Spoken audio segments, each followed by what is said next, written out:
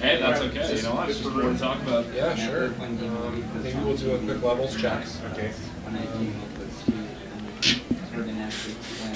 going to do that? As soon as I get back to the truck. Yeah. I'm going to do it here. I want you to know people will appreciate it. Yeah, just gives you something else Well, to talk that was a about. good game last night, eh? Well, my wife and I were here. Best of luck to you. It's in hand. If I don't catch you after, I'll see you tomorrow. Yeah. Fine. Sounds good. But we got home probably before it was over. In Colwood. We'll do a two-part highlight pack from last game. Okay. Otherwise, that's pretty much it. When are they going to be? If you guys want to cue the truck. Yeah, I will. I'll let Jonathan know because he's the man. Jonathan's the man. And right? let's do a little bit more thorough audio check, John. I want to get your levels nice and tight. Yeah. All right, so I'll maybe give me 60 seconds. I'll get back down to the truck and we'll do if that's all right? Okay. Yeah. Okay, thanks guys. Same as before, right? 3-3-3. Yeah. Who does the open? I can't remember. You do it? Yeah. Okay. And I started to right after the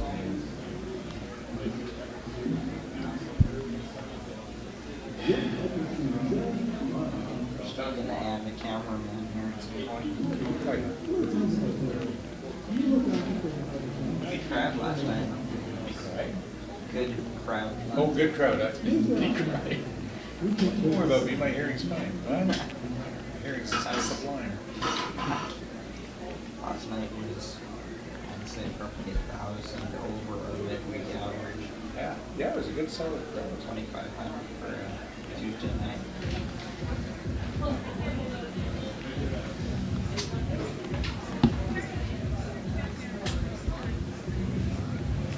think it'll be quite the same tonight. Did they get anything? What? They're going to just try to mic. Oh, yeah. Hi, this is Steve up in the booth with the handheld mic check. 1 2 3 1 2 3 1 2.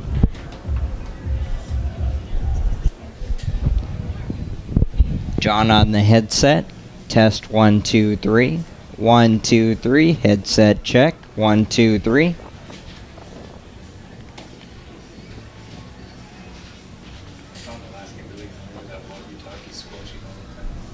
Oh yeah. Yeah. And here we are. Hey, he wants you to say John Ingles that. Because we're trying to do radio chat. Chris wants you to say Ingolstadt on the Like the guy's name from the. Yeah.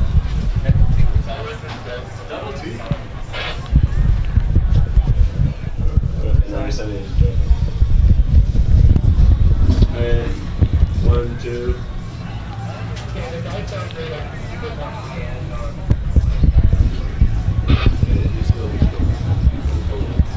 You're just having a corner. He said something about he wants more money. Yeah, I guess higher level lawyers.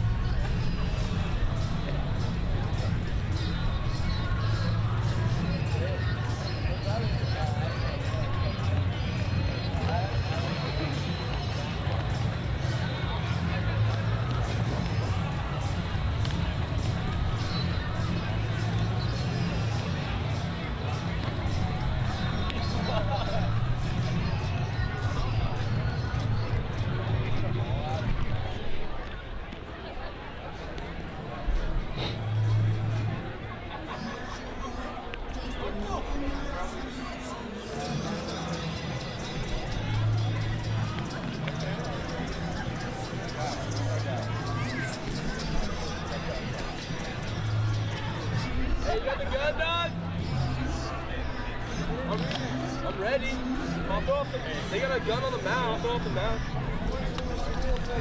Throw off the mound at 283. It's not on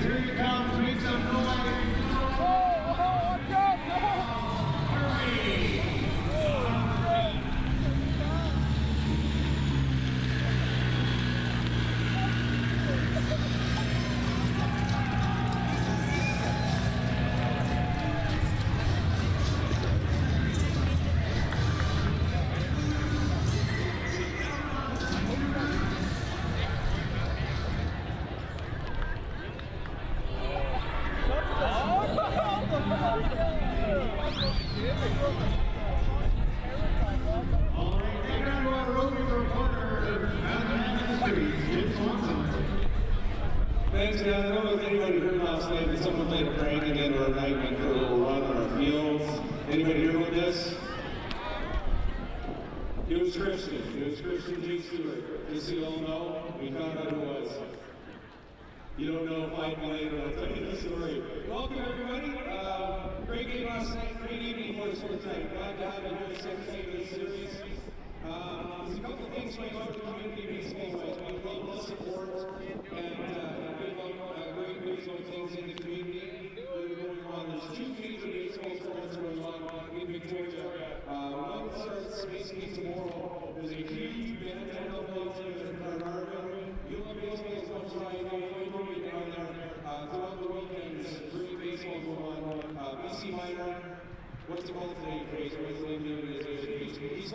BC Baseball. BC Baseball. The change their name is off of the change the shorts. BC Baseball Bantam Double A provincials. 28 teams in the days. Going on down there. Huge fantastic events going on down there. And the provincial league championship continues at Beacon Hill. And it's been a great thing all week. Now we've got some teams here for that tournament. And we have our guys. It's for you guys. Are you yet? They race. Making their way. How about the West? That's the West up there. Stand up the West. All right, there we go. Welcome on to the park. And White Rock. Here we are. Here to celebrate. We have the junior provincials also on this weekend. That's taking place in that park. This weekend's a lot of good baseball season, for sure. I just want to remind everybody, page 25 of the program, $2 for that program. Fill out the form on page 25 and get a chance to enter to Las Vegas. You don't have to worry about fill out the form, your chance to pretty much know, right? So, find Jim. You guys are some of the programs and find a way to get that going here today. Nationals, we have the Nationals here for Monday. Maybe people here for the first time haven't heard this. August 23rd to 27th, we have the baseball and official men's championship. Open amateur major, great baseball. You want to see teams recognized. It starts on August 23rd, which is a Wednesday. Home run derby, we're calling it the Harbor Derby in Ogden Point. We're going to have the home run derby take place in the water at the cruise ship units down there. Be a unique event. We won't want to miss it. Free to the public.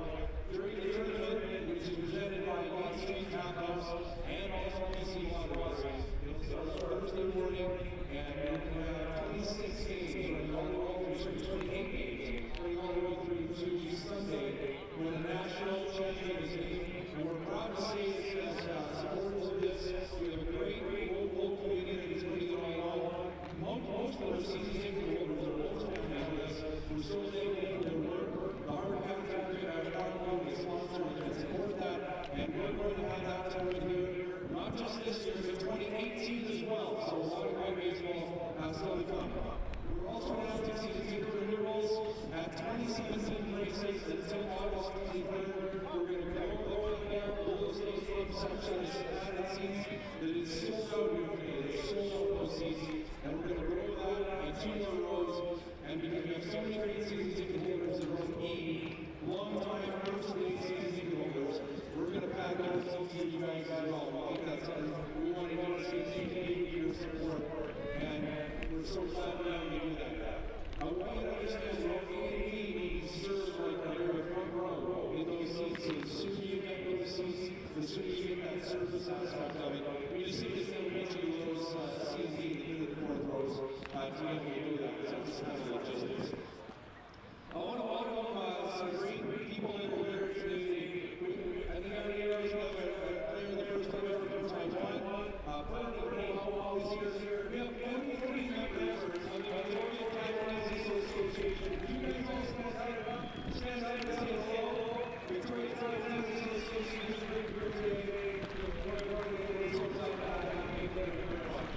And special tonight, we want to ask Taiwan is just really excited for all this. Now they will work with dearly. Also, the Parliamentary Secretary for Seasons and Cabinet Minister for European Government. I want to welcome Anne Hong to the Throne first lecture. She's going to start for her lady. Our people here. Here we go, Anne. Here we go, Bill. Ready?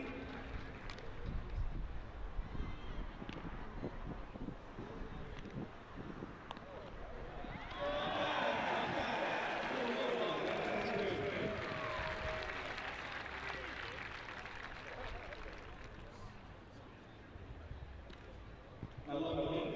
That's awesome.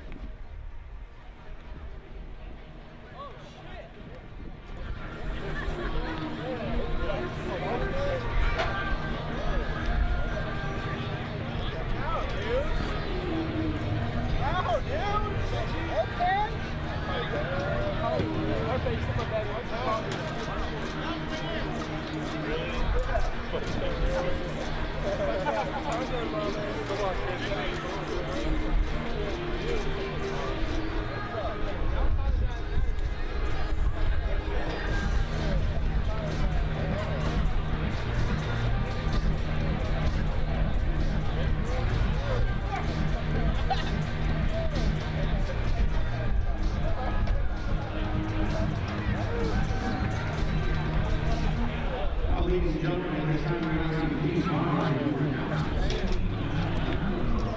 Performance 95, the Harbour.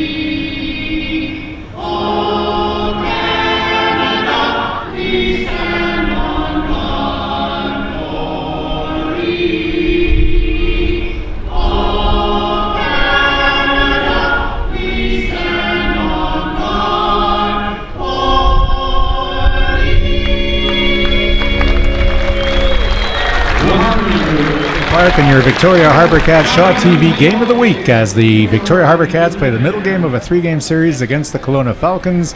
And now with the starting lineup, my broadcast partner, Jonathan Hodson. Thanks, Steve. Steve Duffy and Jonathan Hodson with you tonight for a 6:35 first pitch. Second of a 3-game series with Kelowna, the starting lineup for the visiting Kelowna Falcons, coming off a 6-5 11-inning win last night. Leading off the second baseman, J.T. Williams. Batting second, the left fielder, D.J. Daniels. Batting third is the shortstop, Taylor Wright. Fourth is first baseman, Logan Steinberg.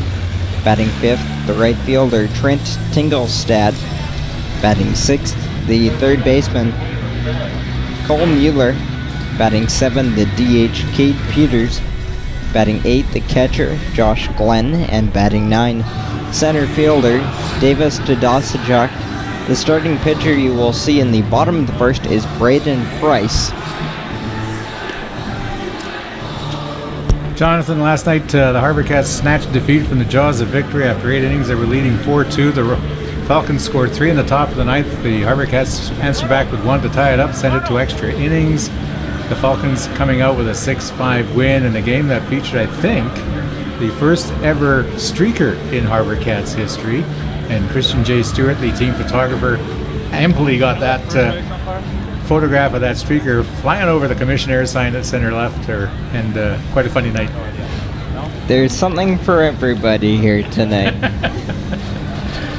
The HarbourCats tonight are wearing alternate uniforms, throwback uniforms tonight for the home side. Third time this season they're wearing the Victoria Muscles. Their Victoria Muscles uniforms. Of course, the Muscles played here in 78 and 79 single A ball in the old Northwest League, the league with which the Vancouver Canadians now belong to. And way back when I was working at good old CKDA, I got to hit off Hall of Fame legend pitcher Bob Feller wearing a Muscles uniform. That was a thrill. And once again, the HarbourCats will try to pick up a W wearing these throwback uniforms from Muscles days. The HarbourCats just now taking the field, led by their starting right-hander, Adam McKillican. The rising sophomore out of UBC, McKillican is 4-1 with a 3.06 ERA in 9 games, 6 starts. He's also picked up a save, has pitched 44 innings, 43 hits, and 10 walks allowed with 26 strikeouts. So in this potential playoff preview, the Kelowna Falcons seeing the top 2 arms for the HarbourCats. Coming into this game, the HarbourCats lead the North Division in the second half with a 10-7 record, with Bellingham and Wenatchee tied for second, 8-8 each, both 1.5 games back. Walla Walla's fourth at 7-11, 3.5 back. Port Angeles fifth, 6-11, 4 games back. And the Falcons, who won the first half, are 4-12 and 5.5 games behind the HarbourCats in the North Division standings. Beautiful night again here at Royal Athletic Park in Victoria. Temperature in the mid-20s. A few clouds lingering around. Wind fluttering a little bit. But it's another perfect night, as we've had a lot of those this summer. A great crowd in here last night on the Tuesday series opener. 2,500 for a Tuesday night game. Baseball is alive and well in Victoria. Oh, yes.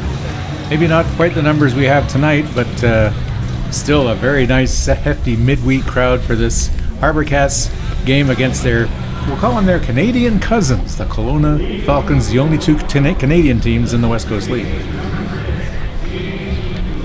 So JT Williams marches into the batter's box to get things going for the Falcons. And of course, he will face HarbourCats right-hand pitcher Adam McKillican, coming in with a 4-1 record and hoping to boost those numbers even more. So JT Williams at the plate, ready to receive the first pitch.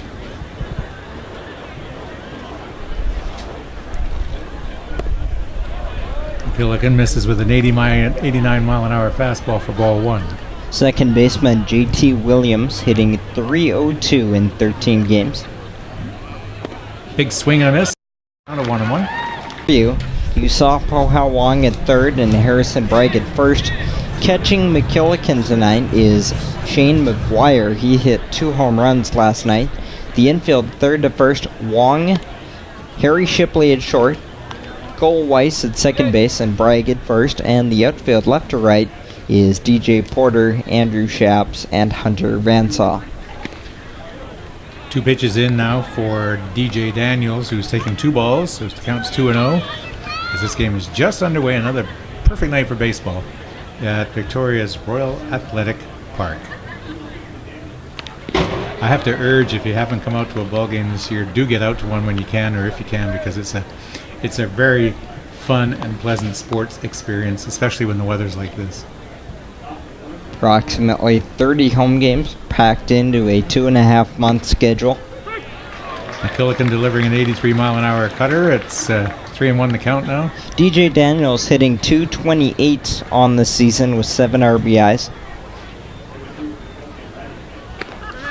High and outside for ball 3, so that fills up the count at 3-2. 1 out, top of the first. Game just underway. On deck is Taylor Wright, the power bat for Kelowna.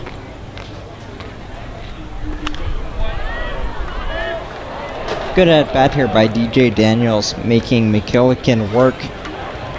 We see 90 on that last pitch from McKillican. Has been working in the 88 mile per hour range. Good to see him touching 90. Big swing and a miss. Took something off, 84 on that strike 3. So that's 2 out, and that brings up the shortstop Taylor Wright now. As the HarbourCats would love to get the top of the order in order to go into the bottom of the first. Taylor Wright coming in with 9 home runs and 39 RBIs. He is the centerpiece of this offense for Kelowna.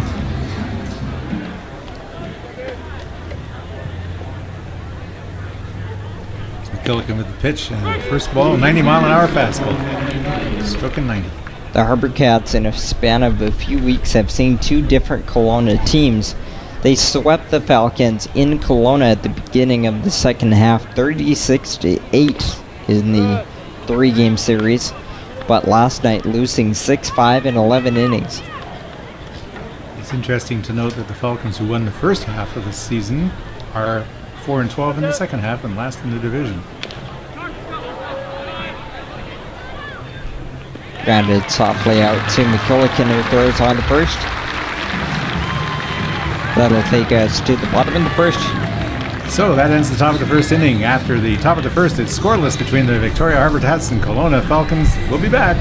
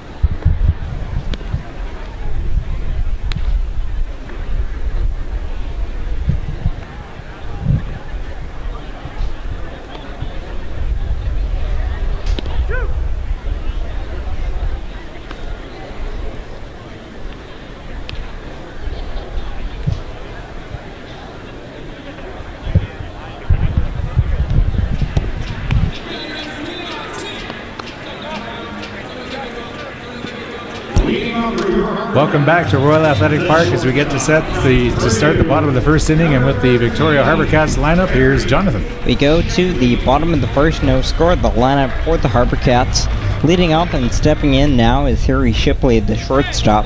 Batting second, the right fielder Hunter Vansaw. Third is the catcher Shane McGuire. Batting fourth, the center fielder Andrew Shaps. Batting five is the DH Kevin Cullard. Batting sixth, the first baseman Harrison Braggs. Seventh is third baseman Po-Hao Wong. Batting eight is the second baseman Cole Weiss. And batting nine, left fielder DJ Porter. Of course, they're facing Kelowna pitcher Braden Price, a right-handed pitcher, number 33, and he's issued a ball so far. Here's the second pitch to Shipley, and it's a called strike. Braden Price has been a reliever out of West Texas A&M for Kelowna. 10 games, all out of the bullpen. He's 0-1 with a 5.29 ERA and 3 saves. Shipley takes a one inside for a called strike 2, 88 miles an hour. Shipley hitting .274 out of Purdue this year, and he'd like to get that up, closing in on the 300 mark. Braden Price, 17 innings of work, 10 hits, 13 walks, 17 strikeouts. Shipley with a big swing, and he strikes out. It's a good start for Braden Price, and those numbers, 10 hits and 17 innings, is very good, but high walks and high strikeouts indicates a big arm from Price. Now at the plate, the right fielder Hunter Vansaw out of Mississippi State, hitting .318 on the season. Hunter, no stranger with making contact with the ball, and of course he and his mates hope he follows that regimen tonight. Hunter Vansaw leads the HarbourCats, hitting 6 home runs and 26 RBIs. Big swing and a miss for strike one. He's going to be a senior this fall at Mississippi State. Sliding a little bit, now hitting .318, coming off an 0 for 6 last night. And that was a little high and inside, the crowd thought, but the umpire thought it was in the strike zone. It's funny how the strike zone seems to get large when the HarbourCats play. Or is it just me? Oh, there's those 4 Canada geese that were causing some fun in games last night. That's another occurrence that happens once in a while here, as Harvey had to chase him off at right field last night. 1-2 the count on Hunter Vansaw. Makes contact with the ball, but it hits it right to second for the out at short first, and Hunter Vansaw is gone as he grounds out to short. The relay to first. It's a nice play by shortstop Taylor Wright, spinning and throwing on to first for the first out. The defense for Kelowna. Catching is Josh Glenn. Third to first, Cole Mueller, Taylor Wright, JT Williams, and Logan Steinberg. Outfield left to right, DJ Daniels, Davis Tadasichuk, and Trent Tingelstad. And what were we just talking about? Oh, the crowd's buzzing because those 4 Canada Geese are flying low over the ball diamond. So Shane McGuire is at the plate now. He's got .512 average on the go and fouls it off for strike 1. And McGuire played hero last night, hitting 2 home runs. And the second one came with the HarbourCats down 1 with 2 outs in the bottom of the 9th inning, sending it to extras.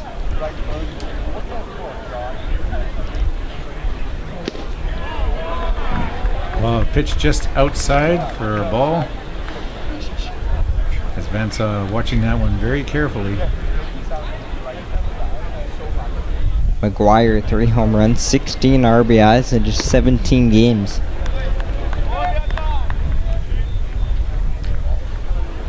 Ball misses outside, so it's 2-1.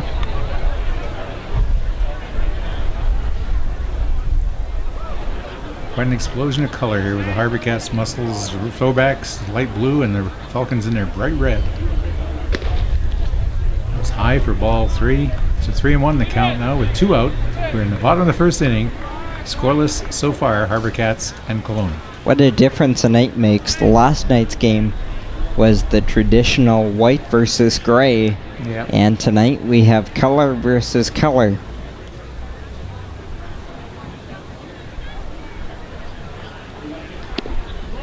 And he just misses with that one, so Shane McGuire walks, bringing up the center fielder, Andrew Shaps. This team is still stacked with offensive weapons. 3 consecutive hitters. You go Van Saw, McGuire, and now Andrew Shaps hitting .491 with 2 home runs and 11 RBIs and 6 doubles in 14 games. He's having his way. The thing is, all of these numbers for all 3 of these players are on the way down recently. Yeah. Yet they're still pretty hefty.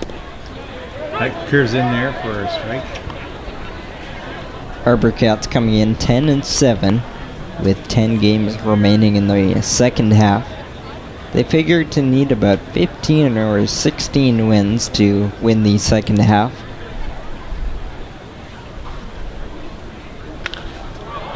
And Shaps fouls it off. With Bellingham and Wenatchee tied for second, 1.5 games back each, they're going to might be a problem to contend with down the road.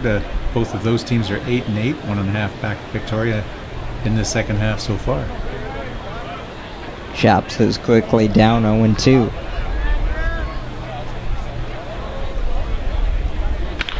And he gets a solid hit to left field, and that advances the runners. So we got runners at first and second with 2 out. Shaps with a hit. First base. Last night we saw a lot of base runners with 2 outs in the inning, and the HarbourCats are trying to do it again here in the bottom of the first tonight, trying to score first in this ball game. They have a walk and a single with 2 down. That's the first hit of the night. Zeros across for Kelowna, 0-1-0 for the HarbourCats. No runs, 1 hit, no errors. And that brings to the plate Kevin Collard, the designated hitter. Collard, his average is easy to calculate now. You don't have to be a math major to figure out 30 for 100.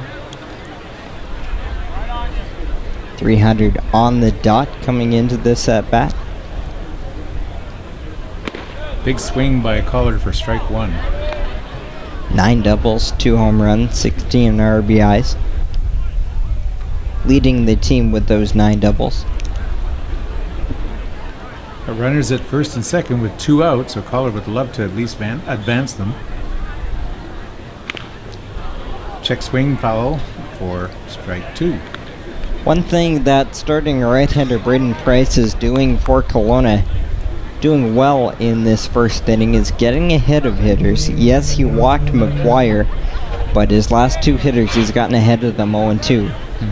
Keep doing that. You're going to be successful. Caller hoping to make solid contact here. That's a little inside. For ball 1. 1-2 the count. Beautiful night at the ballpark.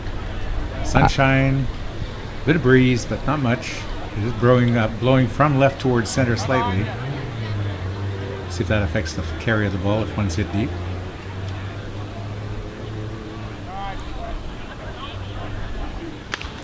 And Caller hits it high, pop up, right to the up. Cole Mueller took charge on that play. So that ends the first inning, and after 1 inning of play, this is the Kelowna Falcons 0, the Victoria HarbourCats 0. We'll be back with your Shaw Game of the Week right after this.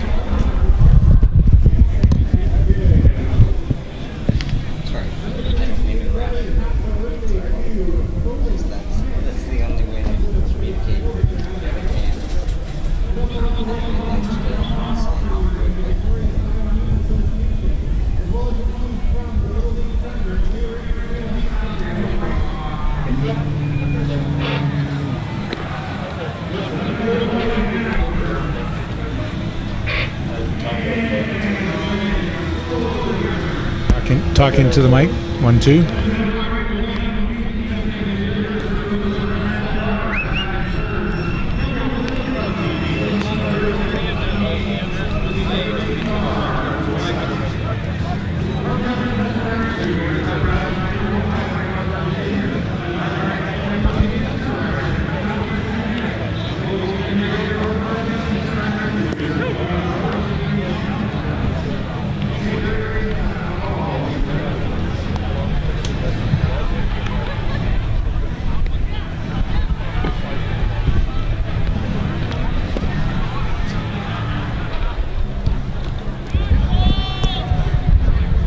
Welcome back to Royal Athletic Park in Victoria, your HarbourCats Game of the Week on Shaw TV, as the HarbourCats play the second game of a 3-game series against the Kelowna Falcons, scoreless after 1 complete inning. Up to the plate for the Falcons now, to start off the second inning, Logan Steinberg, the first baseman. Middle of the order for Kelowna here in the second, after McKillican was good in the first, dealing a 1-2-3 with this first strikeout. Steinberg looked at ball 1, going a little low. Big swing on a nice 86-mile-an-hour fastball for strike 1. Steinberg 293 with 2 home runs and 20 RBIs.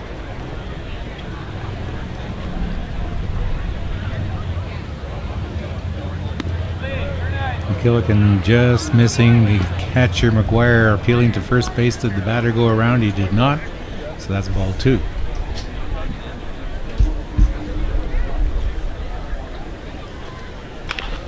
Swing to short. And it should be a routine out by Harrison Bragg. So Steinberg goes down on a ground out to second, or short I should say. To first base. Harry Shipley factoring in at short, throwing on to Bragg for the first time tonight. Shipley's been good defensively for the HarbourCats this year, playing every day at short, committing just 3 errors. Trent Tingelstad up now for the Falcons, the right fielder. Slightly outside for strike call 1, 88 miles an hour. Thing cutting away from the plate.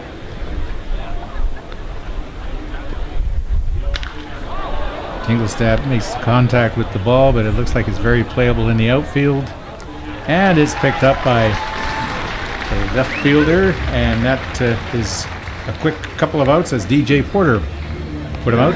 So 2 away, or 1 away I should say, for the Falcons now. And that brings up Cole Mueller, the third baseman. This is a great sign for Adam McKillican, getting early outs and quick innings so far.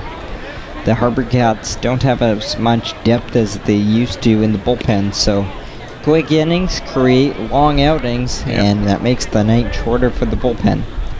Mueller took a called ball for ball 1. A little high for ball 2. Cole Mueller, the third baseman. Had a big night last night with 3 hits. That one misses for ball 3. Low and outside. All this coming with 2 outs in the top of the second inning. Scoreless so far. And Mueller walks on 4 balls. Bringing up the designated hitter, Cade Peters. Peters, the DH tonight, did not play in the game last night.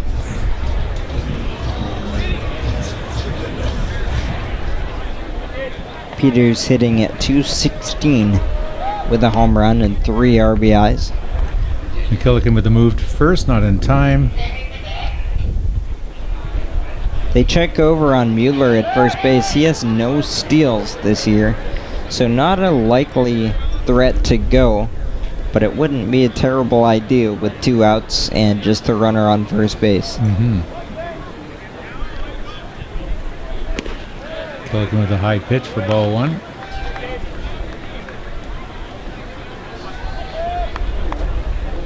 Third game in this series will be a day game here at the Big Park tomorrow, as these 2 teams will close out the series. McKillican misses on that one for ball 2. He's pitched 6 straight balls so far. And on that pitch, we saw the runner at first, Cole Mueller, bluff. He took a couple of strides before shutting it down.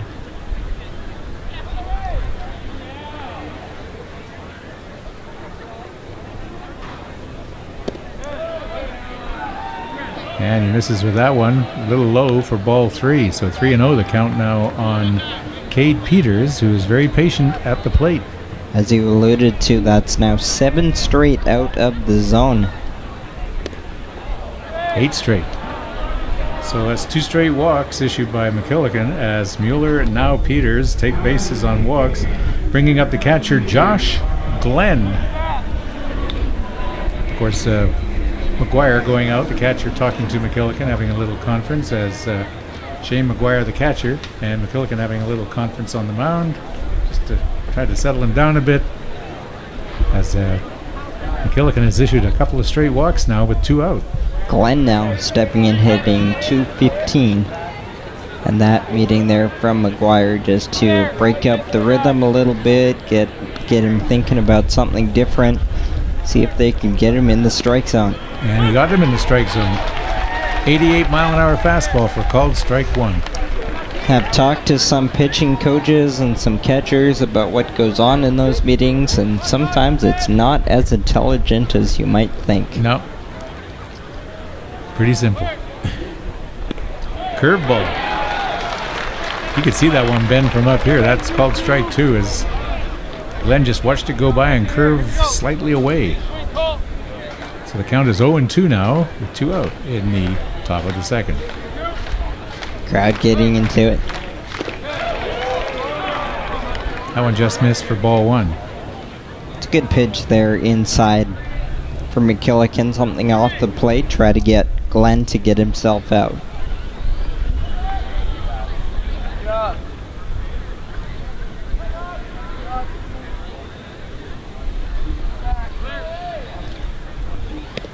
He curved that one in there and got a called strikeout. And a nice effort by McKillican to get Josh Glenn looking at the plate. So after the top of the second inning, it is the Kelowna Falcons nothing, the Victoria HarbourCats nothing. We'll be back with your Shaw Game of the Week in just a moment.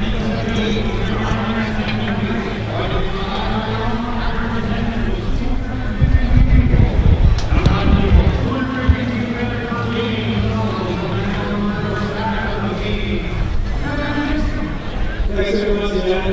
Every Wilson's Transportation and the HarbourCats are proud to recognize a service man or woman, current in the military, a cadet, a veteran, and today we're very happy with son Antoine to have Nancy Day, who is originally from Sherbrooke, Quebec, a naval communicator, master seaman, naval, that was my microphone, sorry. 10 years in the military since 2006, 10 years in Victoria, 600 days at sea serving your country. We all need to say thank you very much for serving Canada and everything you can to keep us protected, to serve on HMCS protected, and two around with 2 trips overseas, including around the world on behalf of Canada. Thank you very much. Thank you. Thank you.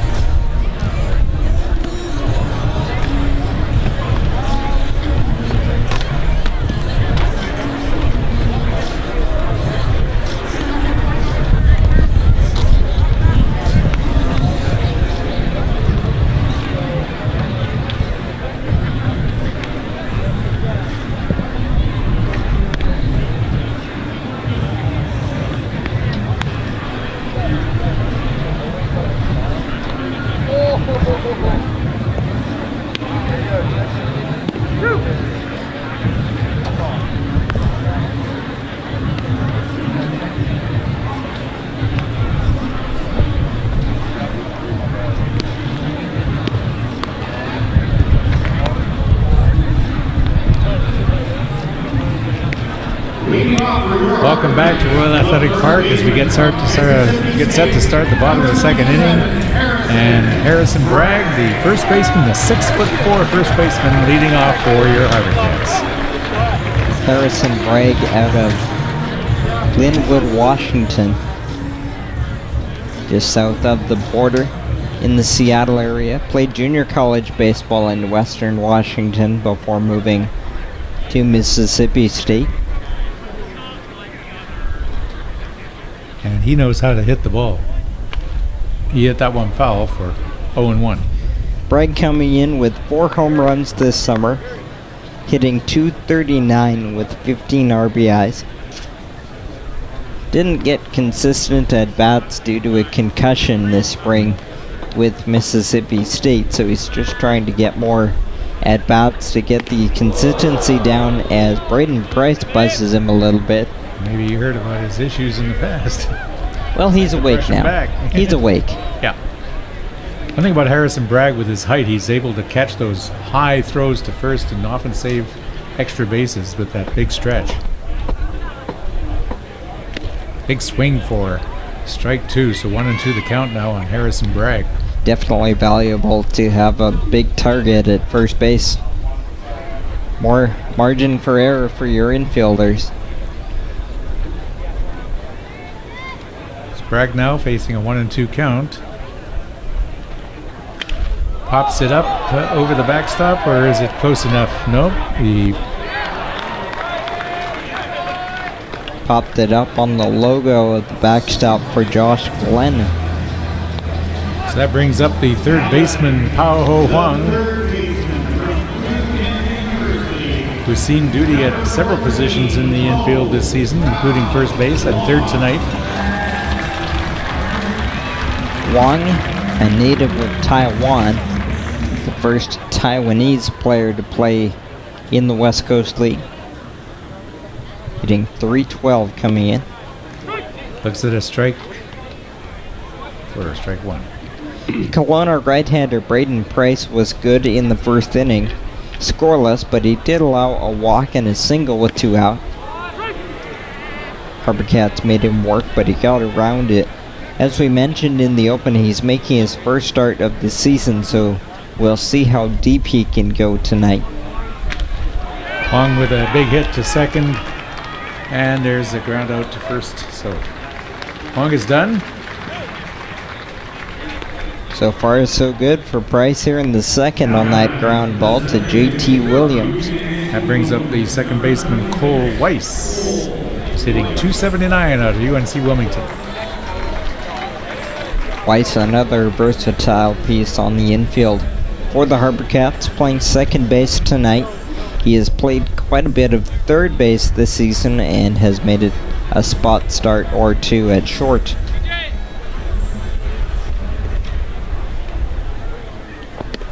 Looks at a strike for 0-1 the count.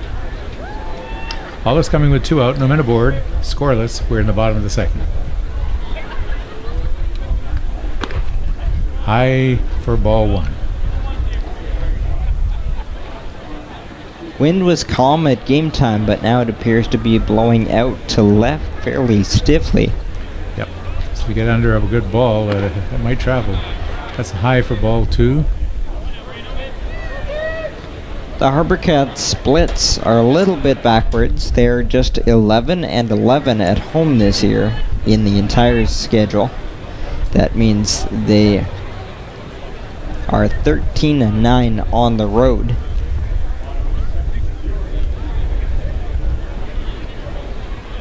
Last year they tied a league record going 23 and 4 at home. That was very impressive. Remember that. They're the talk of the town. Big swing by Cole Weiss, and it falls into left field for a single.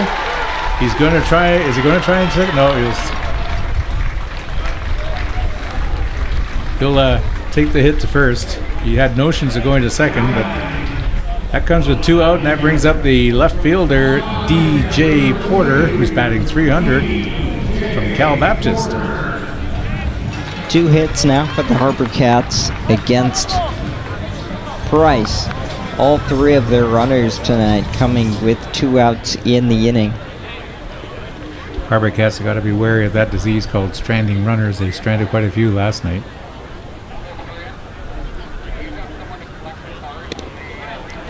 Caught the outside of the strike zone for strike 1.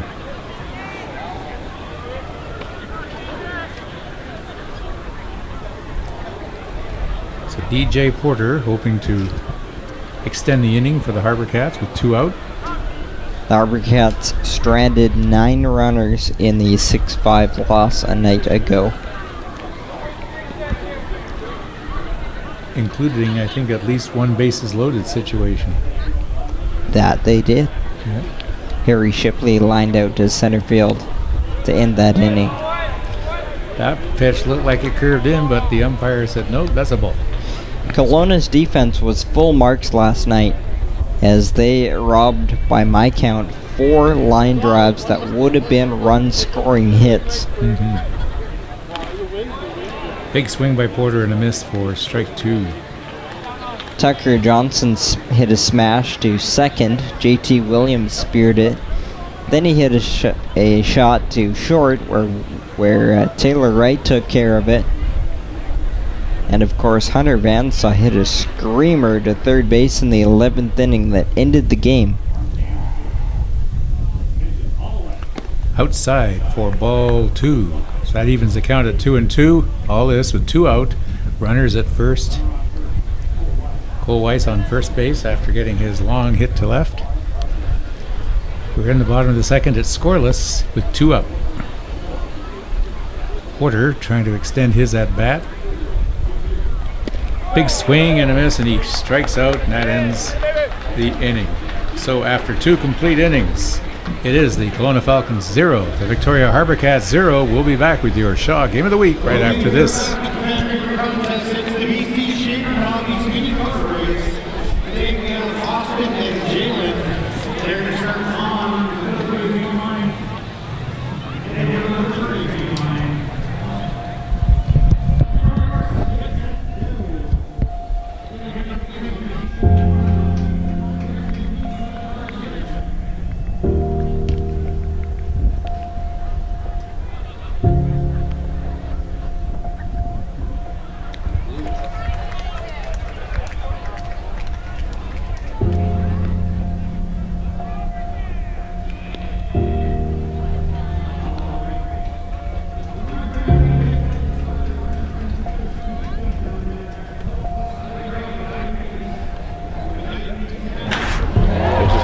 Center field.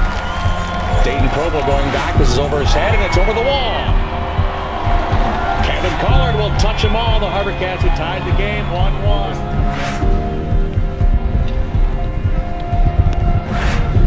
Bonneau with a fly ball to right field, and this is going to go back and out of here.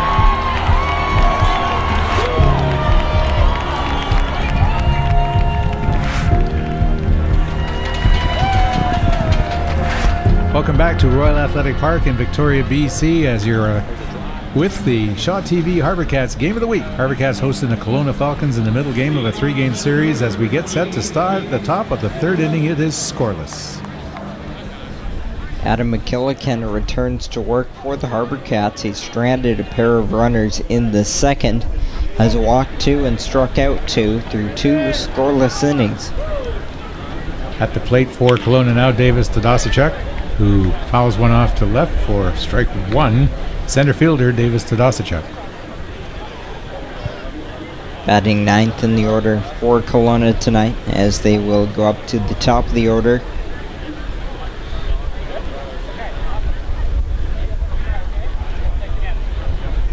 Big swing and a miss for strike 2. Tadasachuk hitting 192, the center fielder for Kelowna. Last night went 0 for 2.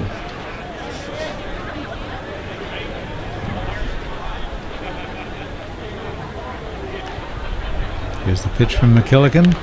Big swing, foul to the right for it. Continued 0-2 count as Tadasachuk stays alive at the plate.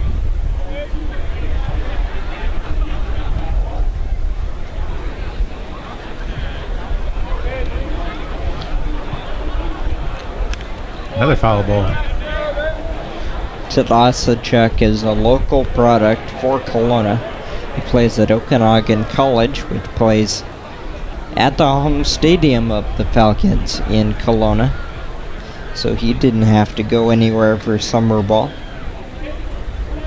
Here's McKillican's pitch. Curves it in for a strikeout. Strikeout number 3 for McKillican, and the second looking strikeout.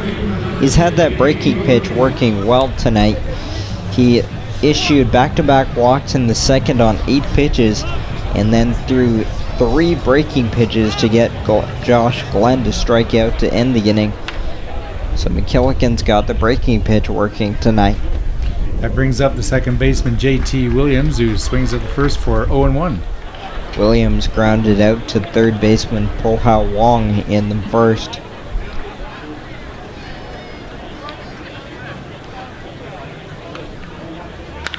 Right comebacker, right to McKillican, who snacks it and grounds out to first.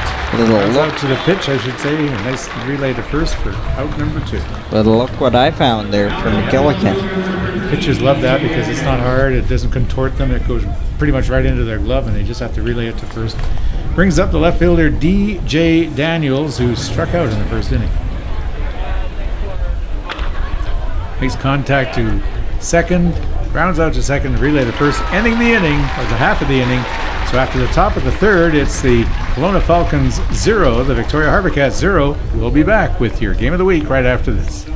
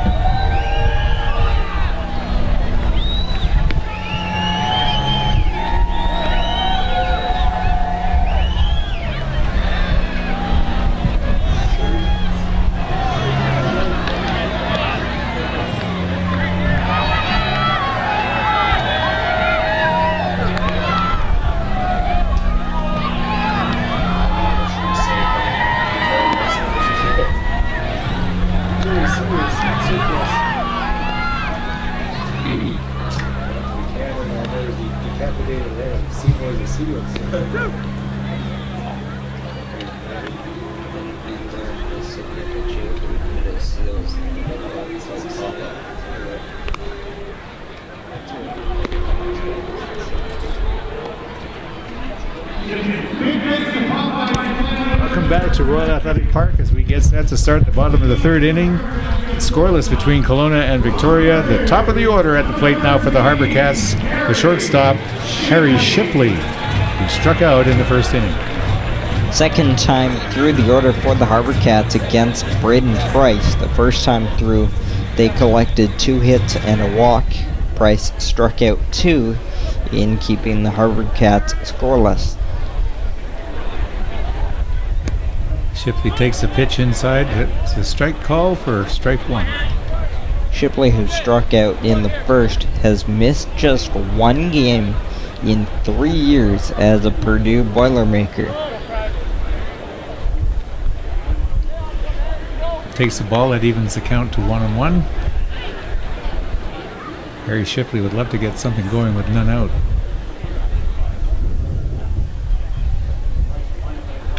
And he hits one solidly to center. And it gets there and passes the center fielder, so Shipley's going for a double. And Shipley gets a timely hit, a double to second base, with none out to lead off the bottom of the third inning. That was a sinking line drive off the bat of Shipley, tailing to the left field side of Davis to Dosicek, who dove in and came up just short. As soon as it alluded to Dosicek, Shipley knew he had 2. It's a good start in the third inning for the HarbourCats, as this game is starting to feel like a bit of a pitcher's duel. Braden Price getting ready to face Hunter Vansaw now. Vansaw taking one inside for ball 1. As Price brushes him back. The year Vansaw has had for the HarbourCats, you get the sense, the growing sense, that he is due. 0 for 7 in his last 2 nights now. Can only keep a bat like this down so long. 1-0 the count on Vansaw. Comes the pitch. Big swing and a miss. Evens the count at 1-1.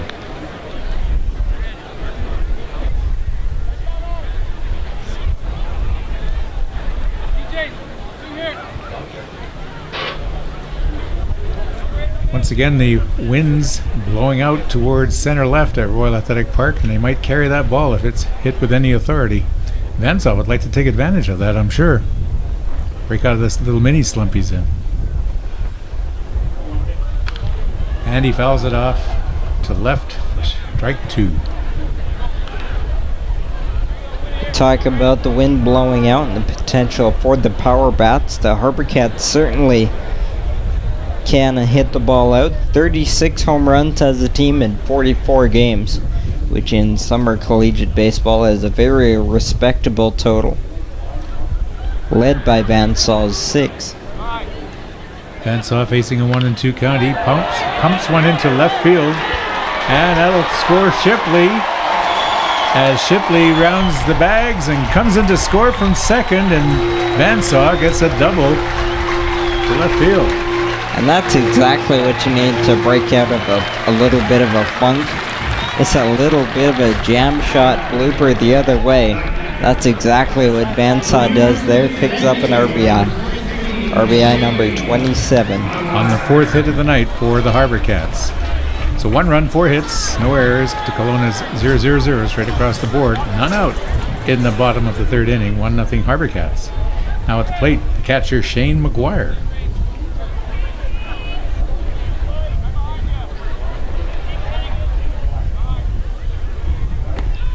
Outside for ball 1, of course, McGuire, Vansaw at second base, watching very carefully. HarbourCats have started the bottom of the third with a double-double. 2 baggers for Shipley and Vansaw. This pitch is a strike for 1-1 count.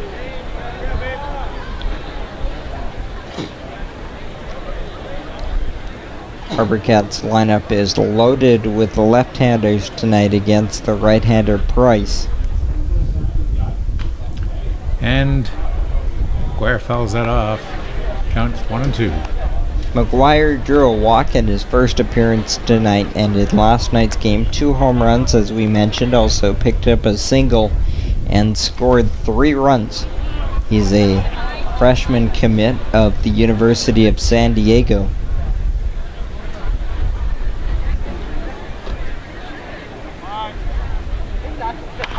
McGuire hits a big one to second base. It'll advance Vansaw to third, but McGuire grounds out to first.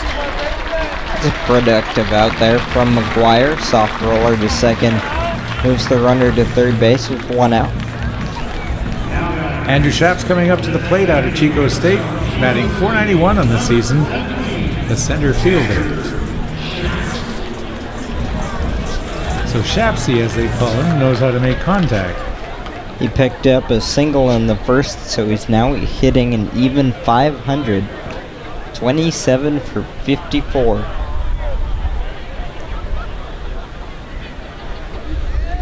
Chaps fouls it off for strike 1. I don't care what level you're playing, when you're hitting .500 over the course of 54 at-bats, that's a pretty hefty that season. is nicely done. That's good work right there.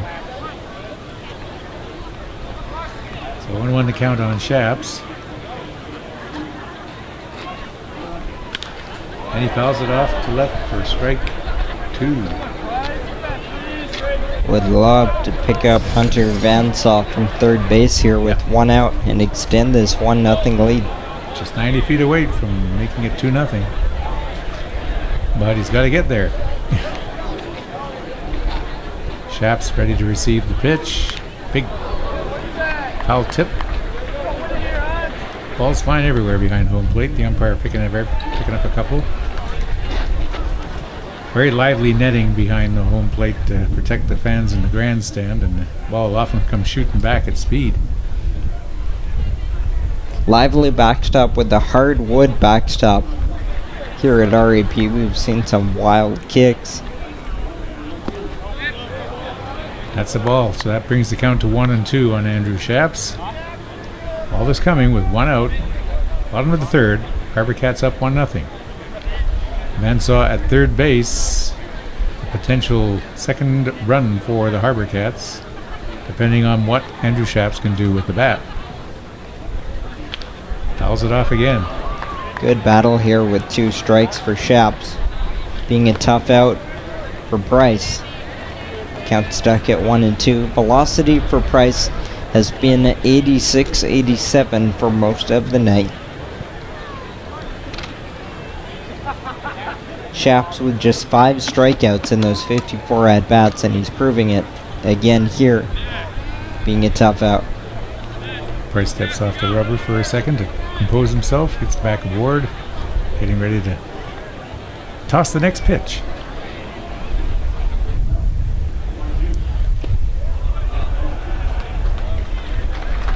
That was a bit low for ball 2, so that brings the count to 2-2. Shaps being very patient at the plate, as the catcher for the Kelowna Falcons, Josh Glenn, did a good job to keep that ball in front of him from getting him to go by and prevent a potential run.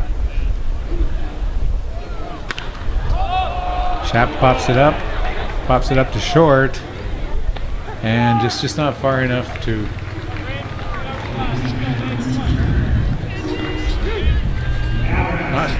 allow Vansaw to come in from third, so that's 2 out now. Kevin Collard coming up, the designated hitter out of the University of San Diego. Kevin Collard led the HarbourCats with 7 home runs and 35 RBIs as a high school senior when he was a commit of San Diego. 2 years later, he comes back to Victoria going into his junior year. Foul tip for strike 1. Healthy hack there on the first pitch. Again, you saw an example of that wooden backboard behind the home plate at the backstop, the ball bouncing all the way out to the third baseline.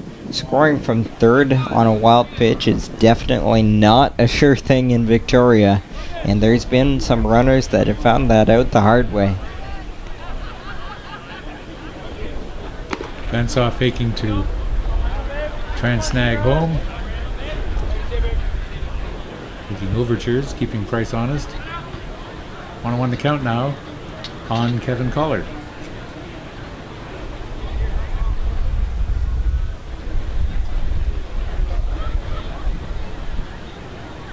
Price with the pitch and a high ball for ball 2. Collard being very careful of the plate. 2 out now. We're in the bottom of the third. 1-0 Victoria leading Kelowna. Price coming in with just 17 innings pitched this summer over the course of 10 appearances. So extending out at bats, lengthening out innings, can hopefully allow the HarbourCats to access that bullpen a little bit sooner. Pitch is outside for ball 3. 3-1 the count now on Collard. 2 out, bottom of the third, with Hunter Vansaw anxiously waiting at third base. Big pitch here, 3-1. He pops it over to the right field side. Will it have enough to go out, or will it? Yep, he popped it out, he flew out. It's a great play there by Steinberg to end the inning. So after 3 complete innings, it's the Victoria HarbourCats 1, the Kelowna Falcons 0. You're watching the Shaw TV HarbourCats Game of the Week.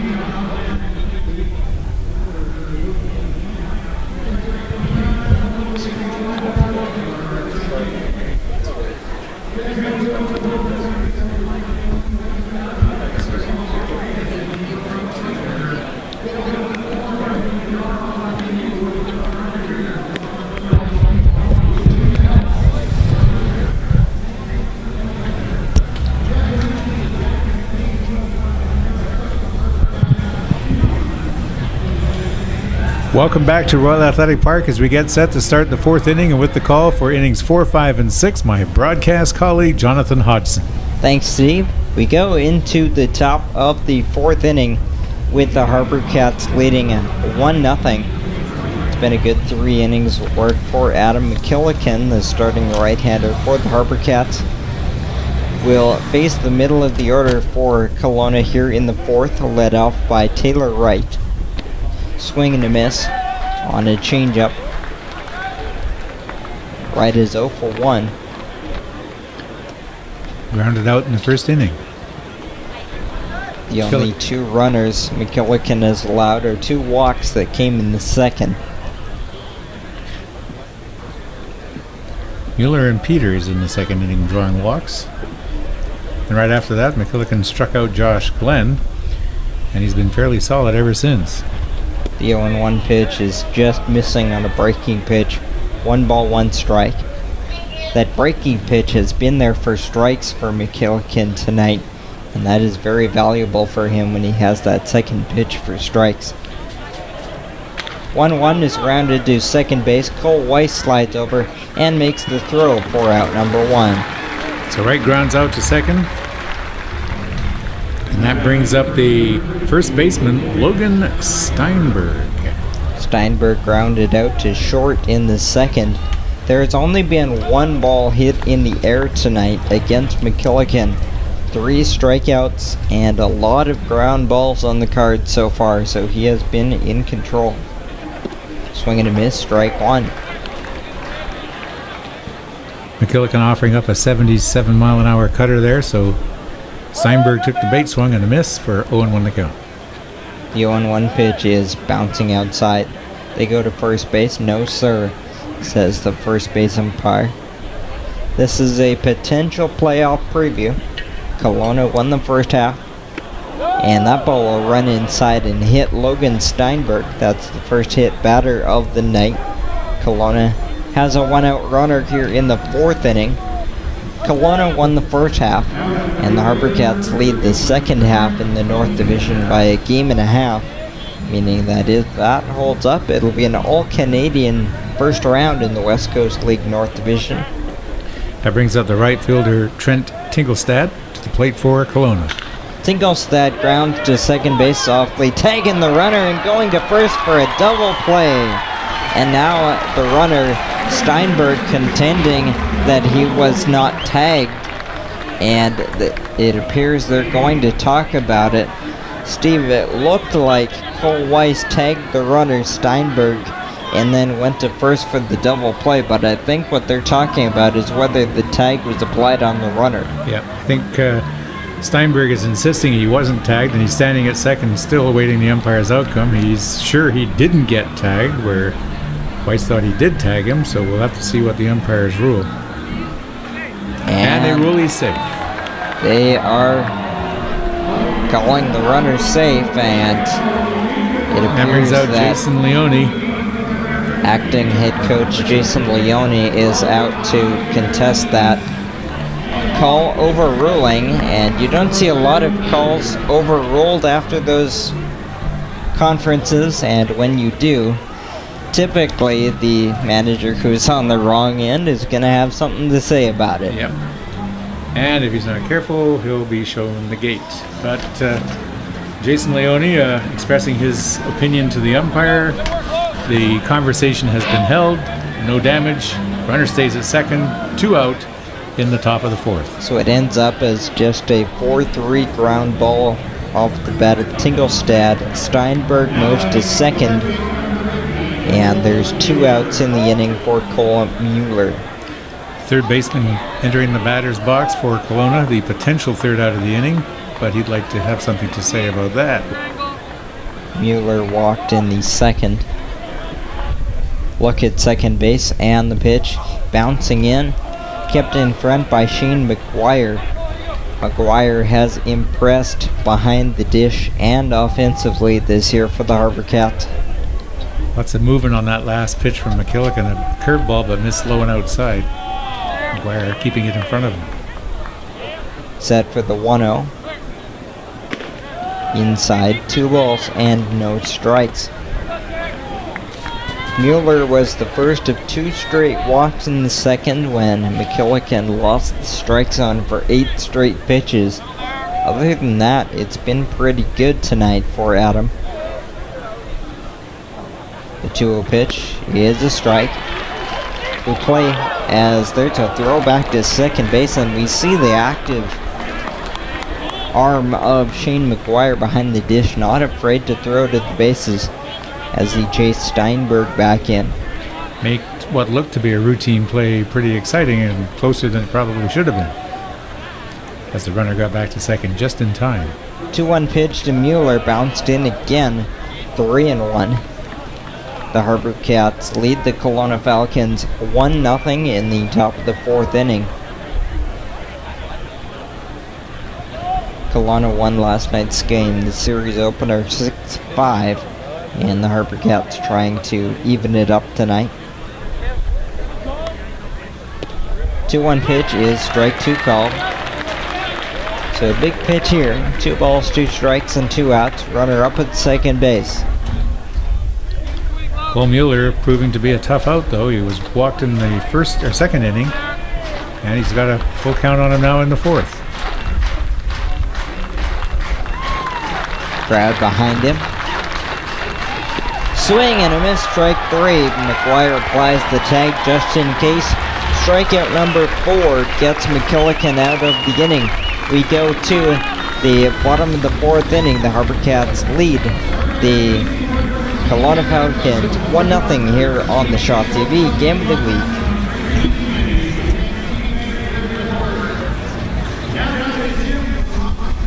Thank you very much.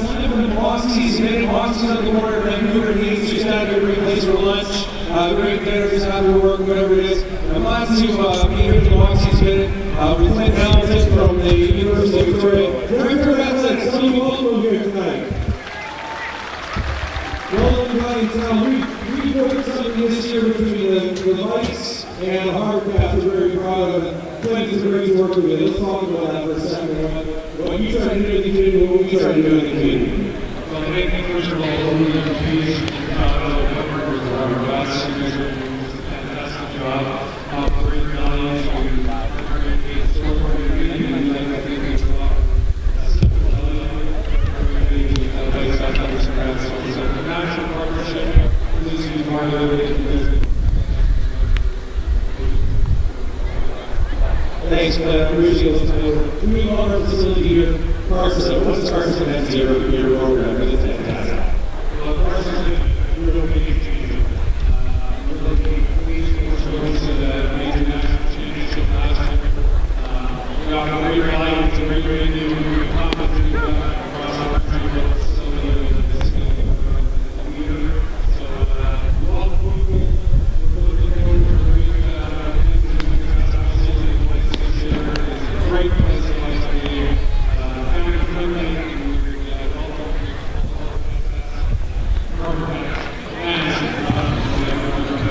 Thanks very much, Glenn. Great work with you guys. Appreciate it. That's our Watson Smith. Thank you very much, buddy. Leading off for your the first meeting from Division 8, number 27, Welcome back to the Shaw TV HarbourCats Game of the Week. We go to the bottom of the fourth inning with the HarbourCats leading Kelowna 1-0. Leading out the bottom of the fourth is Harrison Bragg against right-hander Braden Price into his fourth inning work for Kelowna. First pitch is ball one high. Bragg, Wong, and Weiss will hit in the inning. Victoria has 1 run on 4 hits through 3 innings. 1-0 pitch is ball 2.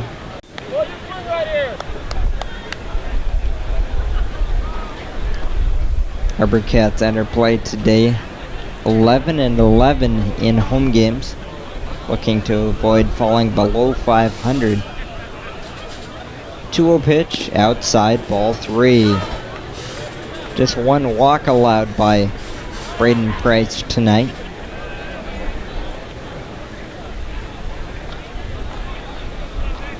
Behind Bragg is Po-Hao Wong.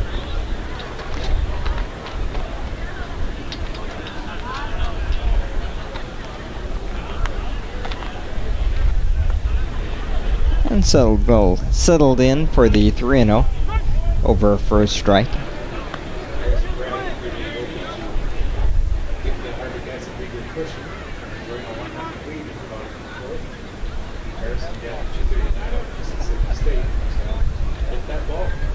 The 3-1 pitch, up and in, ball 4. Leadoff walk to Harrison Bragg starts the bottom of the fourth. So that brings up third baseman. Very popular here in the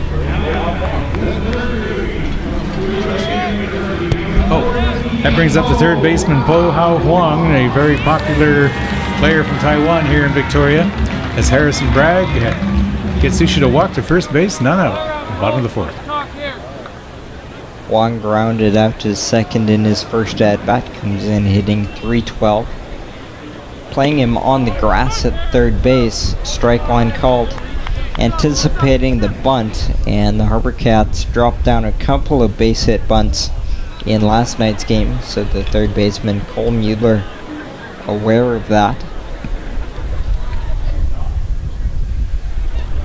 In the dirt, kept in front, a good job by Josh Glenn to keep Harrison Bragg at first base.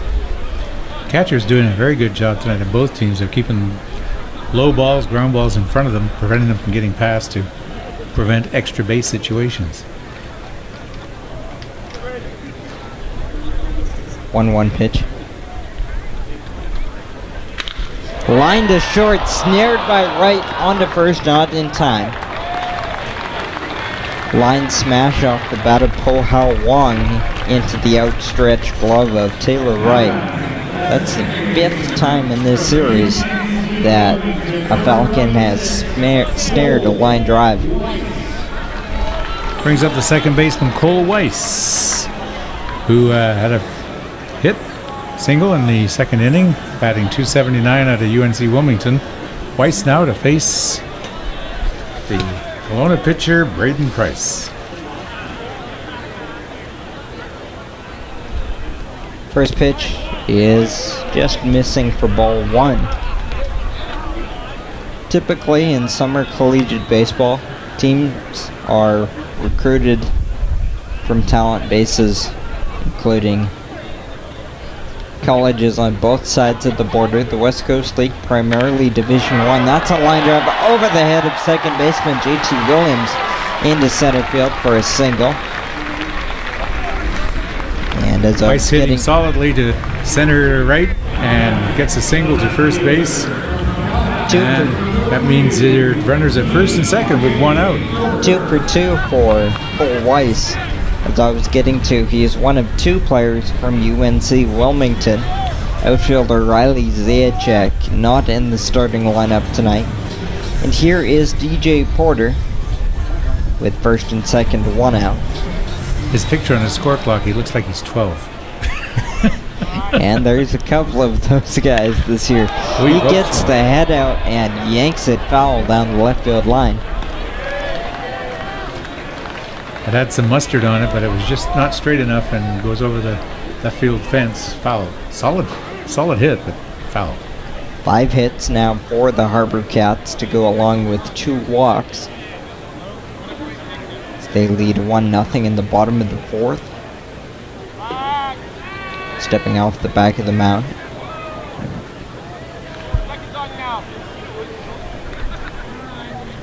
Would love to put up a couple more for Adam McKillican, who is looking very good tonight. That pitch bends low for ball 1. Runners at first and second with just 1 out. So the HarbourCats are in a very good position right now if they can get something from DJ Porter offensively.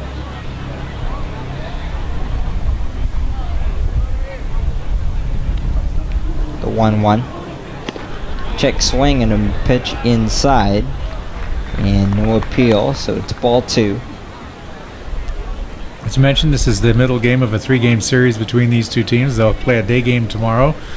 The Falcons winning last night's opener 6-5 in 11 innings. Set for 2-1. Up and in, and Porter hits the deck for ball 3. And it's funny because the pitcher, Braden Price, tapped his heart like he was worried for Porter as well. So pitchers most of the time, 99% of the time, do not aim to hit people, but sometimes they get away. Pitch like that, that's never going to be the intent to throw up near the helmet. No. Just simply one that got away. Big pitch here, first and second, and a 3-1 count. Runners lead off. That swung on to left center field. Sinking quickly, but over is Tadasicek for out number 2. And not advancing is Harrison Bragg. So there's 2 down. And the inning will be up to Harry Shipley. DJ Porter hitting that one solidly to center, but the out made, bringing the outs to 2 in this inning. Harry Shipley, the top of the order, shortstop once again in his 3rd at bat of the night. Shipley doubled and scored, leading off the 3rd.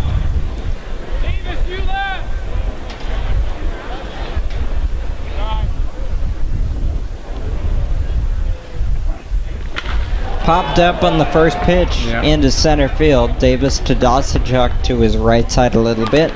That'll do it for the HarbourCats in the bottom of the 4th inning. They get a walk and a single, but nothing more. We'll go to the 5th inning here on the Shaw TV Game of the Week.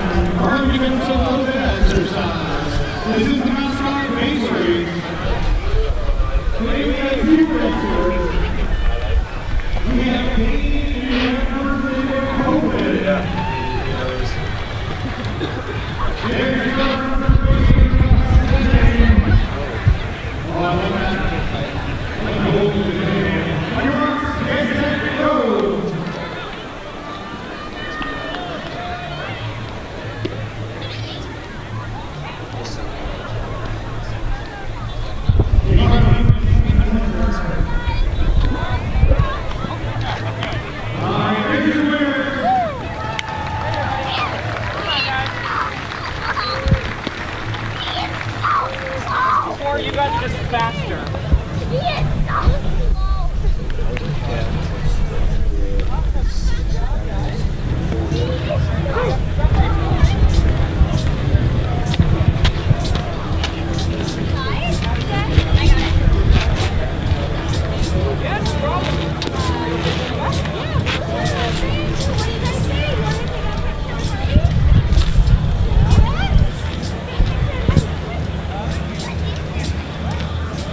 Welcome back to the Shaw TV HarbourCats Game of the Week. Jonathan Hudson and Steve Duffy with you. 1-0 HarbourCats into the 5th inning.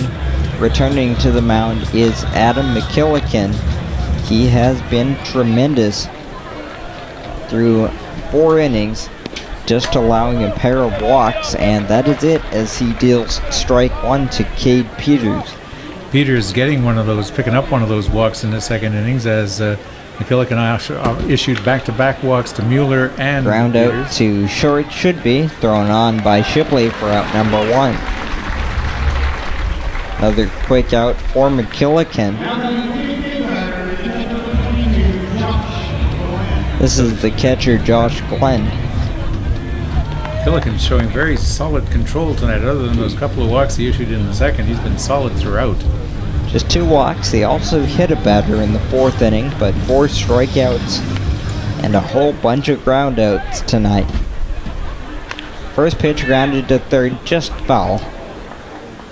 These 2 teams have played a couple of tightly contested games the last 2 nights, and coming up after this half inning, we will have a highlight pack part 1 from last night's game, the 6-5 11 inning Kelowna win. Outside to the backstop, ball 1.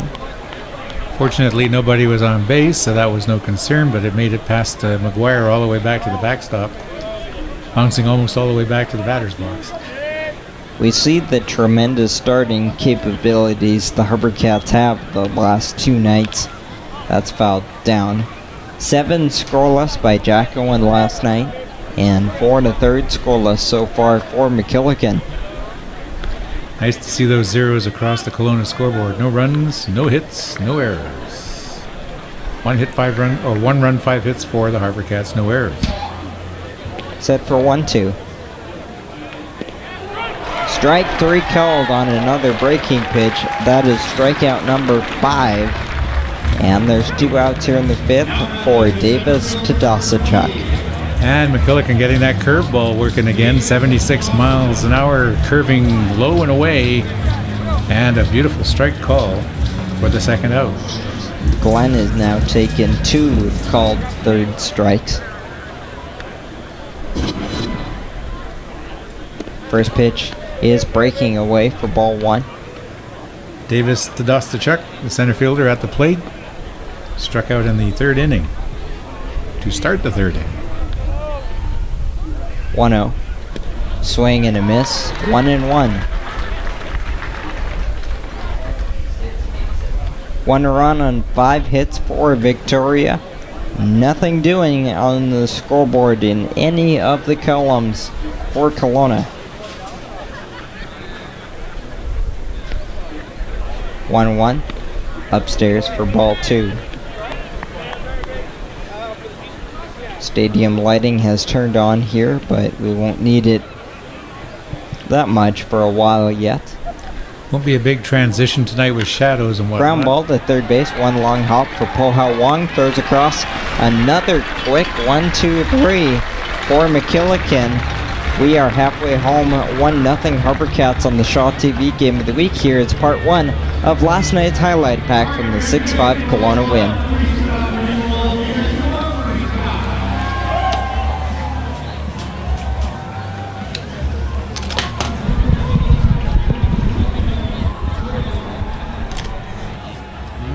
Now he's one of many pieces as he singles up the middle for an RBI single. Will bring in Harrison Bragg, and the HarbourCats lead 1-0. 1-0 pitch is hit well into center field. Dying quickly, the diving play is made in center field. Put a star on that play for Davis to Dosachuk. 1-1 pitch Bunt shown, put down third base side. They were playing him back, and an RBI bunt single for Harry Shipley. Ground ball rolled to second base softly, on to second for the out, over to first in time. 2-2 to McGuire. Hit well to right center field. That ball is back, and that ball is gone. Shane McGuire goes deep to right, leading off the seventh with his second home run of the season. Give McGuire 15 RBIs and give the HarbourCats a 4-0 lead. 3-2 pitch is grounded to third base, looking at home but going to first for the out. Good decision there by the new third baseman, Cole Weiss. Crowd into it, the 2-2 is hit well to right field. That ball is back, that ball's at the track and off the wall. One will score, two will score. Into second, as the throw is late with an RBI double, is Taylor Wright. Two-run double and the puts TV HarbourCats Game of the Week 1-0. HarbourCats lead Kelowna. Jonathan Hodson, Steve Duffy with you. Hunter Vansaw at the plate now for his third at bat of the night. Big swing and a miss. Vansaw 1 for 2. He doubled in the third inning, driving in Harry Shipley to break up a little mini funk for Vansaw, 0 for 7. Missing inside for ball 1. Clouding over just a little bit now at just about 8 o'clock local time. This breeze is still fluttering the flags in the outfield, however. Missing for ball 2. Looking around, the crowd has filled up again tonight. Should be over the 2,000 mark for the second straight night. Very solid for a Tuesday, Wednesday. 2-1 pitch is ball 3. In the inning, Vansaw, McGuire, and Shaps against the right-hander for Kelowna, Braden Price. Price had that high one at 85 miles an hour, but just missing the strike zone high for a 3-1 count. None out. 3-1. Yep. Foul tipped into the glove. The count fills at 3-2. Final game of this series will be played tomorrow, being Thursday at 1:05. Getaway day for Kelowna, and the business person special here at RAP, a 1 o'clock Thursday start. 3-2 is outside for ball 4. Leadoff walk to Hunter Vansaw. Walk number 3 allowed by Price.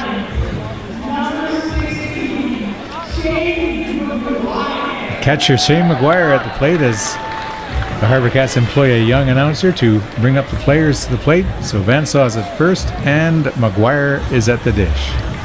With none out.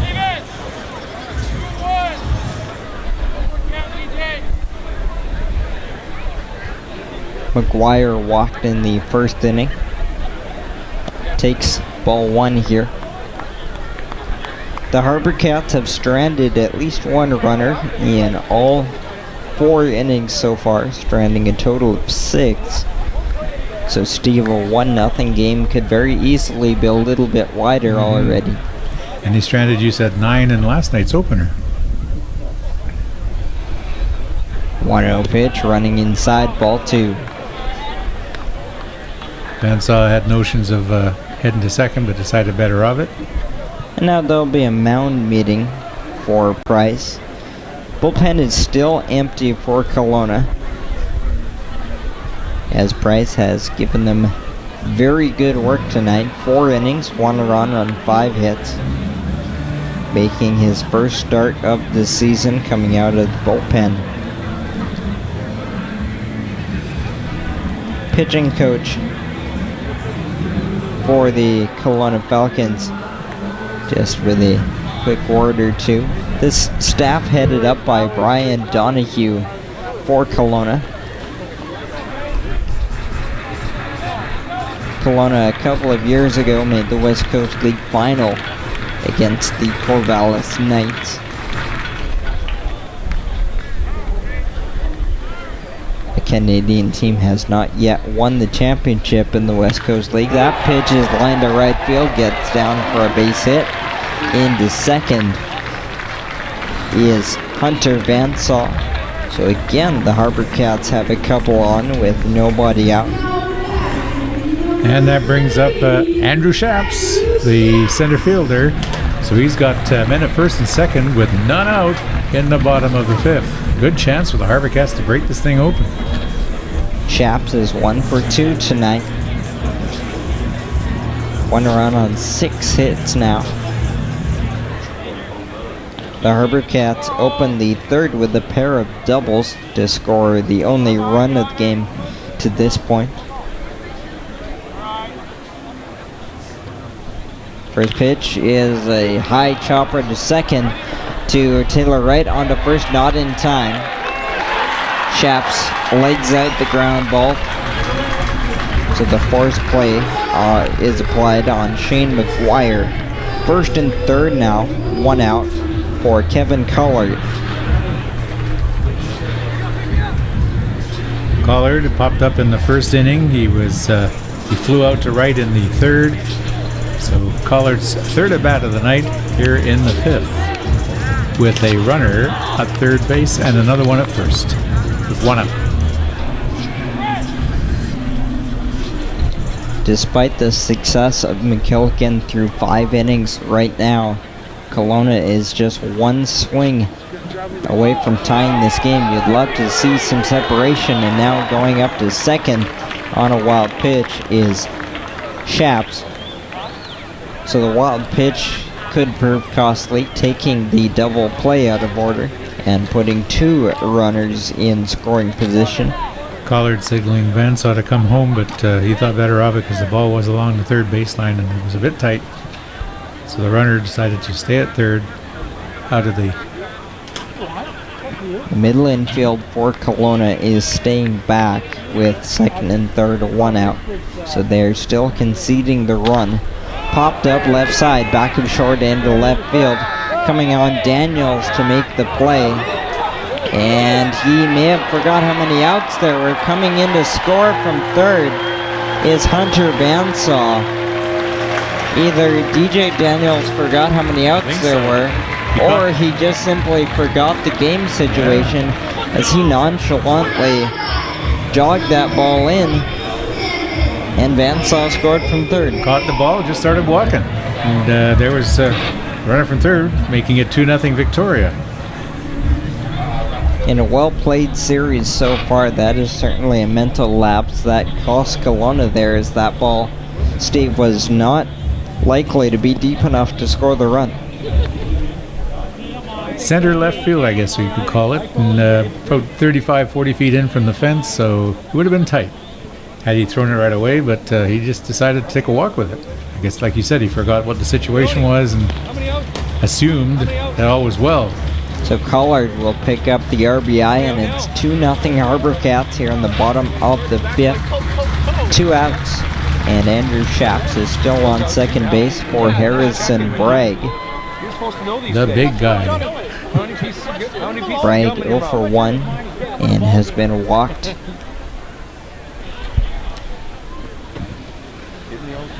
And now there is a left-hander up in the pen for Kelowna.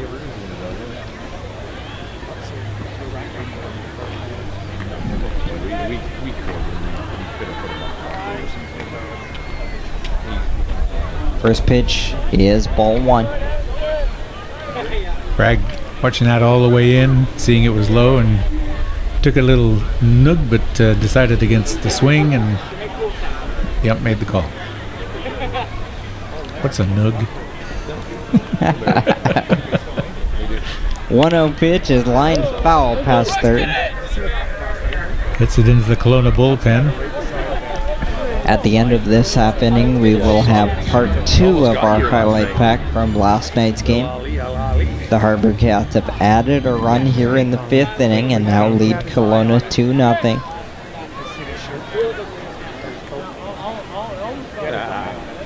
Eyeball coat. 1-1. Inside hitting Bragg in the Bragg got helmet. hit by the And he helmet. takes a knee and is quickly back up. And to his credit, Braden Price quickly off the mound to check on the health of Harrison Bragg, who appears to be fine as he goes down to first base. It looked like Bragg got that off the ear flap after he had turned some, so Yeah, didn't get. Price coming in immediately to check on the condition of Bragg. Obviously another pitch that got away. Unfortunately, it hit him in the helmet, and you always have to be careful with a kind of a headshot situation. Just the pitch getting away, nothing intended, of course, as Price came in immediately to make sure that the batter was okay. First and second now, 2 outs for Po Hao Wong. They're giving Harrison Bragg an extra second or so at first base, and now we're set to go. Po Hao Wong is 0 for 2, but he hit a line smash to Taylor Wright at shortstop that was speared back in the 4th inning. Kelowna now has a lefty and a righty up in the bullpen. First pitch is inside. All this coming with 2 out. Could be nearing the end of the day for Price. Into his 5th inning of work. He's been very good tonight for Kelowna. Now just trying to find a way to get the final out of this 5th. 1-0. Outside 2-0, and you can see he's lost some of his effectiveness here in the 5th inning. Definitely laboring as the game stretches on. You say he's a reliever most of the time or all of the time, and this was his first start, and he's pitching into this. He's in the bottom of the 5th inning now, so that's a lot of work for Braden Price. 2-0 to Po Hao Wong. 2 runners on base.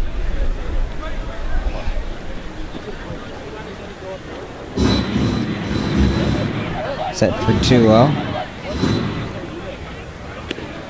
Called strike 2-1.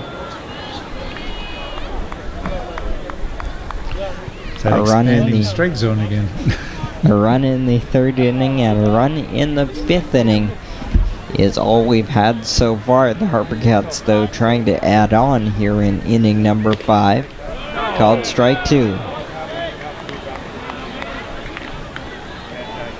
Big pitch here, 2-2. 2 outs, 2 runners on base. HarbourCats up 2-0.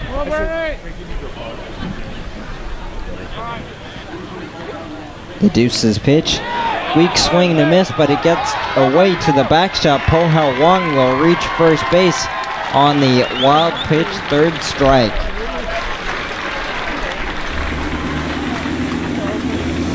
Another new opportunity for the HarbourCats on a Kelowna miscue. Loading up the bases with Cole Weiss coming up, so bases are loaded with 2 out in the bottom of the 5th.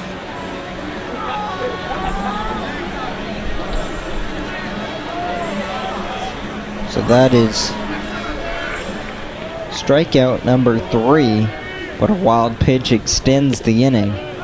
Called strike 0-1 on Cole Weiss. So here's something the HarbourCats would like to avoid again, is stranding a lot of runners as the bases are loaded. They have the right man at the plate. Cole Weiss is 2 for 2 tonight. Ground ball to 3rd base. Down the line, the dive to the bag. He got him. Cole Mueller, great job to stay with that ground ball and dive to the bag to get the force play at 3rd base. The HarbourCats strand the bases loaded in the bottom of the 5th inning. They do get 1 in after 5 on the Shaw GPA HarbourCats Game of the Week. It's 2-0, and here's part 2 of our highlight pack from last night.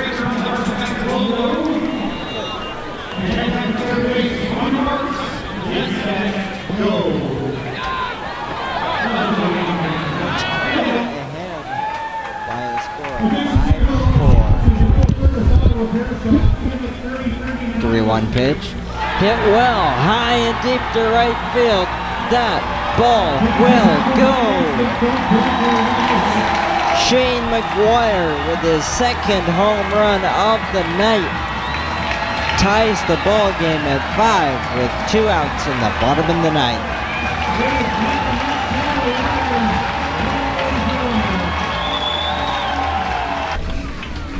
2-1 pitch is lined up the middle, off the mound into center field. The base hit coming around to score is Trent Funny, both starters are number 33, right? for the go-ahead run. 6-5 Kelowna. 2-2 to Vansall. Line to the third baseman, into the glove, stepping on the bag, and that's the ball game. Hunter Vansall lines straight into the glove of third baseman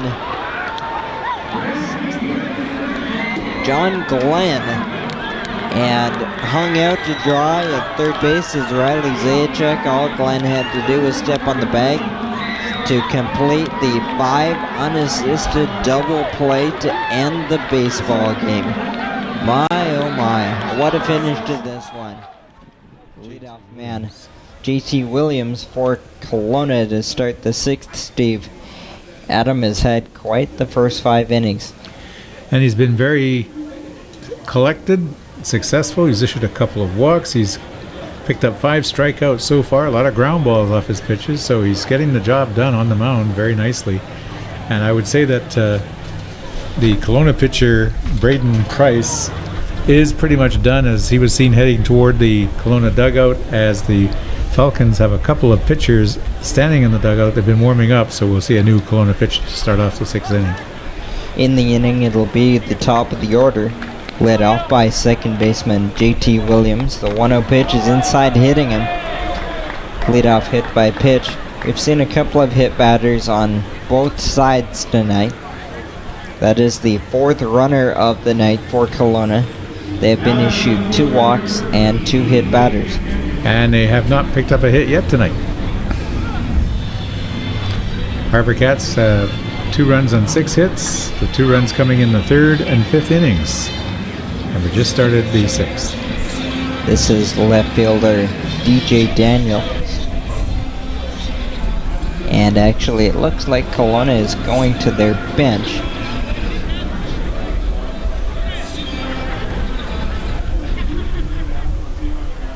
Number 26 on your Kelowna Falcons program.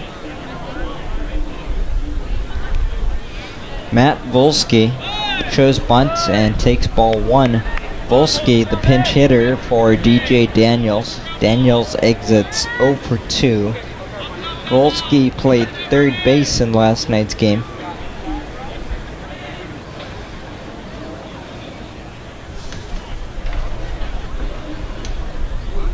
Volsky went 0 for 3 in last night's game, taking strike 1. Kelowna showing bunt a couple of times here, down by 2 runs with 1 runner on. Third baseman Pohao Wong shortening at third base. Set for 1-1. Bunt shown again. Put down third base, foul. A ball on 2 strikes. We'll see if Kelowna remains committed to the bunt.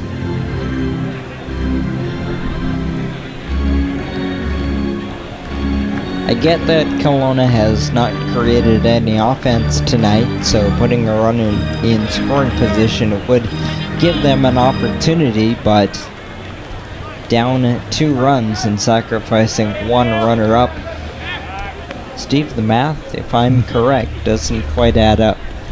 Well, the HarbourCats were up by 2 runs in the 8th last night, then the roof fell in the 9th as Kelowna scored 3. We scored 1 in the 9th, tying it up and sending it to extras, which Kelowna eventually won in the 11th. So nothing is done till it's done. Swing and a miss, strike 3. McKillican gets the strikeout of Matt Volsky. Strikeout number 6 for McKillican. That'll bring in Taylor Wright. McKillican lighting along on a 6 strikeout night so far. Very solid performance on the mound for the HarbourCats. Wright is the big bat for Kelowna. Leads them with 9 home runs. Taking ball 1 on a good pitch. Kelowna will have a new arm when we go to the bottom of the 6th inning. There is a left-hander throwing in their bullpen, and the HarbourCats pen is quiet at the moment. Throw to first, got him leaning, he is out. JT Williams is caught leaning the wrong way at first base, and McKillican picks him off. That's out number 2. Nice pitch out to first base by McKillican, and he had a good move and caught JT Williams leaning a bit far, and close play at the plate, or the bag, ruled an out. So it's 2 out now, with Taylor Wright still at the dish. So 2 out, bases now clear. The pitch is ball 2. We play in the top of the 6th inning. HarbourCats lead 2-0 over Kelowna. 2-0 pitch, swing and miss, 2-1. McKillican working from behind right now on Taylor Wright. We haven't seen him do that too much tonight.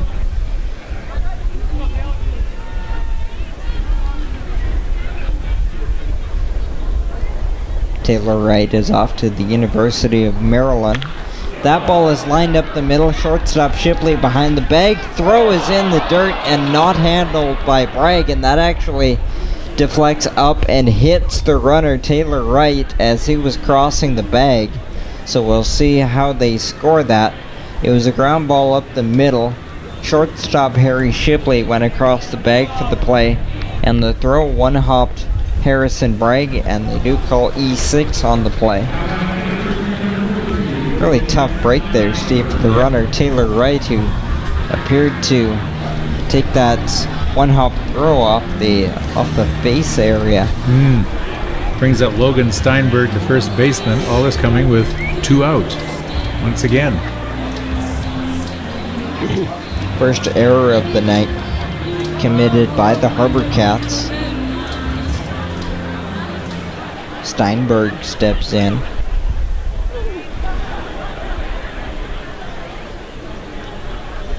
First pitch is through the left side for a base hit past a diving Shipley. And with 2 outs in the 6th inning, that is the first base hit for Kelowna. Bringing up to the plate Trent Tingelstad, the right fielder for the Kelowna Falcons, who flew out in the 2nd, grounded out to 2nd in the 4th. So this is his 3rd time at the plate. Mike Spears now will go to the mound to try to help out a McKillican get through this top of the 6th. Make sure his head is in the right spot after giving up the first hit of the game. Throws 5 2/3, no hit innings tonight. Solid performance from McKillican, that's for sure. Trent Tingelstad 0 for 2.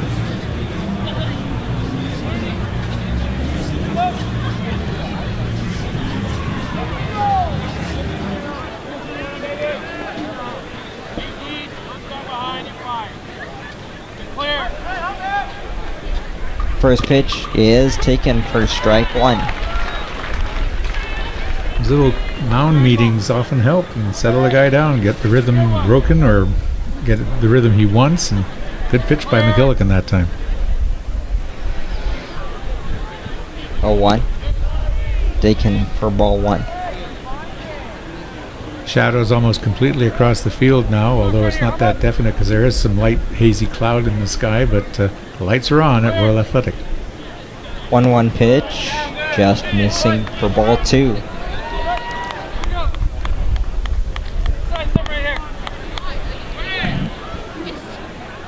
Again, this is the middle game of a 3-game series between these two teams. The Falcons won last night 6-5 and 11. 2-1 pitch. Line down the left field line, curving foul. Will get down. DJ Porter gave chase. Gave it a good run, but just out of his reach.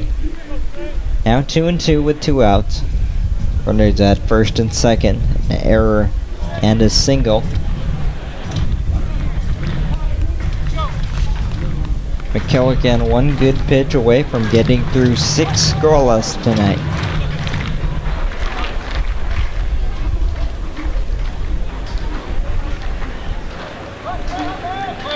Crowd getting into it. 2-2, bouncing, and good job by McGuire to keep it in front.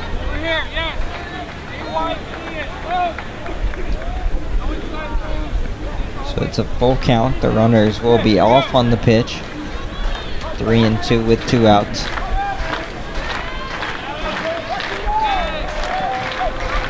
Look at second and the pitch. Runners go. Ball 4.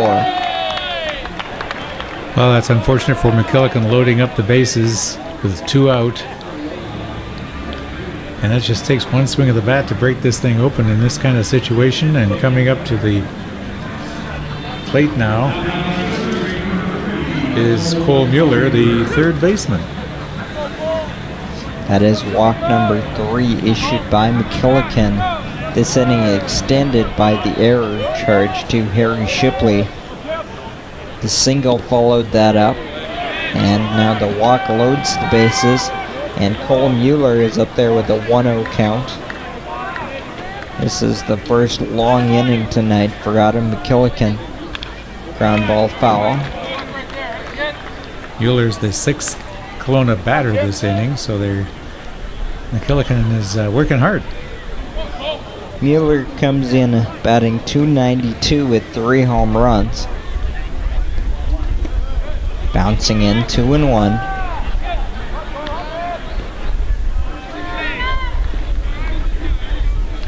Going deep has not been a problem this year for McKillican. Big swing and a miss, 2-2. Mueller walked in the second, struck out in the fourth. So he's working on that so far tonight in the 6th. So once again, the right-hander one good pitch away from ending the inning. Now with the bases loaded. 2-2 is lined to short. Picked by Harry Shipley for out number 3. Kelowna loads the bases and gets their first hit, but they can't score. We go to the bottom of the 6th on the Shaw TV Game of the Week. The HarbourCats still lead 2-0.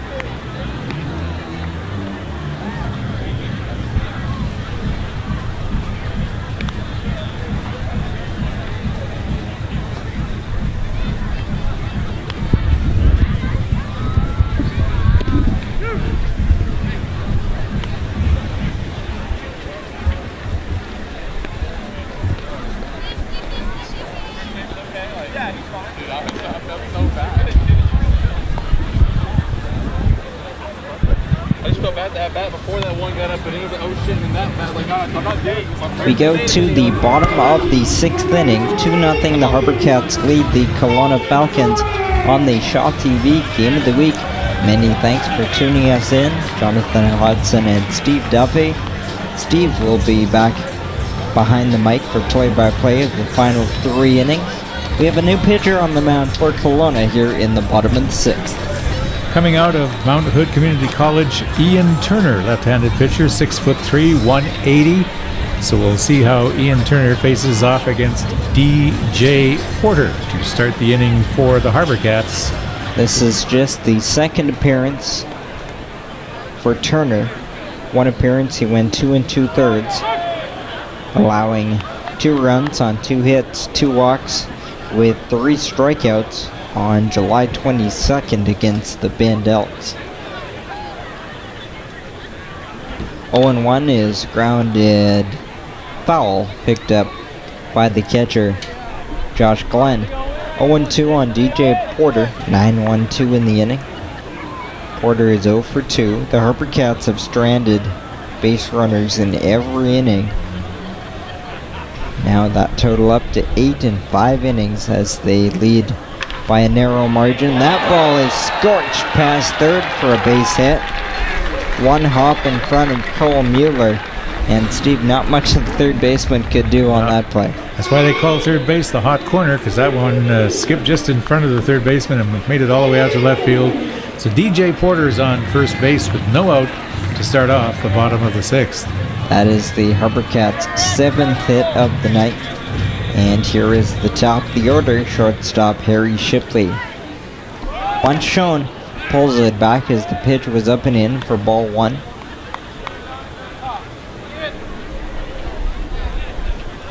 You mentioned earlier how the HarbourCats have a propensity to strand a lot of runners through games like they did last night and again tonight. 1-0, fouled back. I'm sure after last night's game, the HarbourCats are not comfortable with anything as they led last night's game 4-0 after 7 before allowing 2 in the 8th inning, 3 in the 9th, getting 1 back in the bottom of the 9th, but falling in the 11th as that ball is kept at the feet of Glenn. 2-1 the count on Shipley. Well, nothing is for sure in any sport, especially baseball. You can rattle off a couple of runs in a heartbeat. And teams in this league have proven that time and again. 2-1. Lined up the middle for a base hit. Harry Shipley collects his 2nd hit of the day, a single that moves Porter up to second base. For the 2nd consecutive inning, the HarbourCats have 2 on with nobody out. And that brings up Hunter Van Saw, who grounded out to short in the 1st, who got a hit to left field in the 3rd, got a double and an RBI in that one, and then walked in the 5th. So Van Saw has been busy at the plate tonight. As you can hear the crowd chanting his name. Coming from Crawford, Texas. Going to be a senior at Mississippi State. Swung on line to center field. Back is Tadasachuk to the track. He makes the play. Tagging at second is Porter. The throw is to the middle of the infield. Hunter Van Saw got a lot of that baseball, but just hit it to the deepest part of the yard. But it works as it advances Porter to third with 1 out. Van Saw got good wood on that one, but it was to the deepest part of the field. Probably hit about 375, and a field there is 390. And the center fielder was about 15 feet in front of the fence, so lots of time, but it did advance the runner. This is Shane McGuire. He's 1 for 2 with a walk.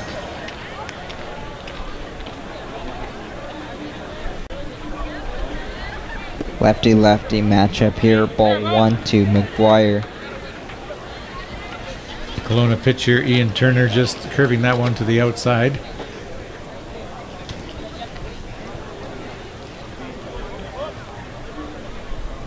Way outside. The starter for Kelowna, Braden Price, goes 5 innings tonight, allowing 2 runs on 6 hits with 3 strikeouts and 3 walks.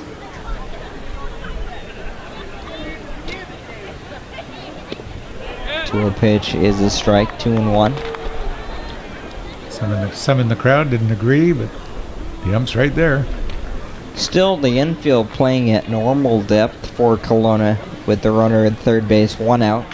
That ball lined to right field will stay up. Tagging at third is Porter. The throw from right field is cut off. Sac fly RBI for Shane McGuire, extending the HarbourCats lead to 3-0. So McGuire flew that one into right field, but it was far enough to get the runner in from third. And that gives Victoria a 3-0 lead as we head into the bottom of this, I guess, third of the 6th. There are 2 out. Now Victoria's now scored runs in the 3rd, 5th, and 6th innings. Andrew Shaps will hit with 2 outs. Missing low. Shaps 1 for 3.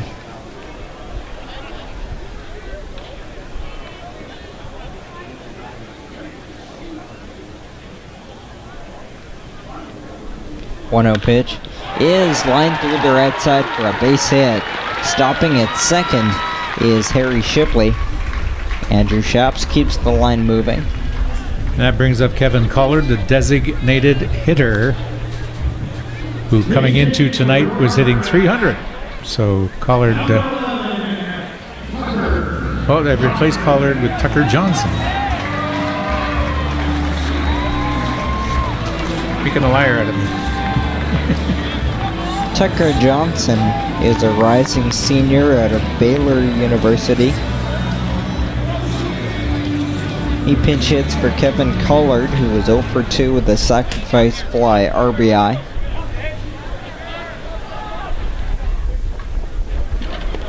Missing low. Ball 1. Tucker Johnson hitting .272. He's got 2 out, but runners are at 1st and 2nd. He'd love to get something going here. Get this thing opened up a bit. Because even with a 3-0 lead, nothing is for certain. 1-0. Bouncing in, kept in front. The runners thought about it, but moved back. Josh Glenn working hard behind the dish tonight for Kelowna. Both Glenn and Shane McGuire, the HarbourCats, doing wonderful deeds, keeping the ball in front of them so they don't create any advanced base situations. Set for 2-0. Ripped down the left field line and into the corner for a base hit. That misses up against the wall. One will score. Trail runner waved. He will score. 2-run double. Tucker Johnson and the HarbourCats lead 5-0. That's what TJ was trying to do, and he made good contact with the ball just inside the 3rd base bag all the way to left field, scoring 2 runs. Very timely, and Johnson himself at 2nd base. And now coming to the plate is Harrison Bragg, who was hit by a pitch in the head the last inning, so hopefully Harrison shaked that off and get something more going. A couple of RBIs on the pinch hit double for Tucker Johnson extends the HarbourCats lead to 5-0 here in the bottom of the 6th. Rattling off 10 hits so far tonight. They've scored 3 in this inning. That ball is lined down the left field line, curving foul as it one-hops the fence. Tough inning for Ian Turner out of the bullpen for Kelowna. Earlier this season, Harrison Bragg has shown he's got power with the bat. He's hit a couple out of here, and that one had a lot of distance, but it was just foul to the left. Shipley and Shaps scored on that double for Johnson. 0-1. That ball hit high and deep to left field. Let's watch that one go. Towards the scoreboard for Harrison Bragg. His 5th home run of the summer. The HarbourCats have struck for 5 in this bottom of the 6th. They now lead 7-0. And you know his teammates are going to say, wow, getting hit by that pitch was good, woke you up. Knocked it out of here for a 2-run shot. 6-0 the score. HarbourCats scoring 5 times in this inning, now leading 7-0. Pohao Wong will step in, so now they've definitely got some breathing room for Adam McKillican, and there'll be a mound meeting now. Yep, it's one of those wedding gift conferences. Everybody in the infield on the pitcher's mound, including the pitching coach, or the manager I should say, discussing what to do about Pohao Wong. All this comes with 2 out in the bottom of the 6th inning. And you're right, all the run scoring coming after 2 outs. Nobody's up in the bullpen for the HarbourCats, so we think that McKillican is going to get the 7th inning.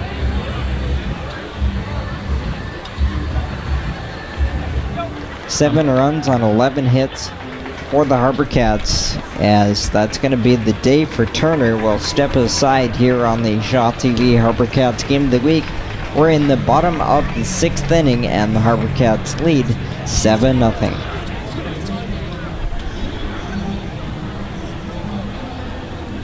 We had an awesome time this year broadcasting all home games for the Victoria HarbourCats live out of the truck on GoLiveBroadcast.com.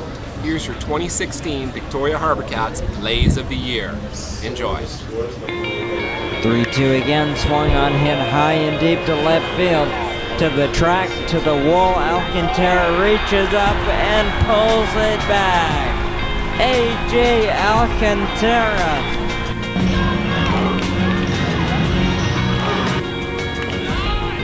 Bunted third base side, Pleshkel steps up, goes to first in time. Swung on into left center field, it gets down. Cameron Cannon has walked off the Vandals. Up within center is Stone. He fires, but the tag is made by Guntrip. What a play by Riley Guntrip. Bellingham may contest. 1-0 pitch grounded to short. Jew to Floyd, over to first to Pryor, double play, around the horn, 6-4-3. That'll send us to the bottom of the 9th inning. He gets into this one high and deep to left field at the track, the wall, that ball is off the wall. 1-0 pitch, fly ball left field, that has a charge on it, to the track, to the wall, that ball is gone. Griffin Andrewchuk. In the bottom of the 6th inning, the HarbourCats have scored 5 runs to lead 7-0, and Steve Duffy has the new left-hander for Kelowna. Pitching now is Andrew Alvarez, a left-handed pitcher, 6'3", 205 out of Cal Poly, the Kelowna Falcons' 3rd pitcher of the night. Delivers the first pitch to Po-Hao Wong. There's a strike.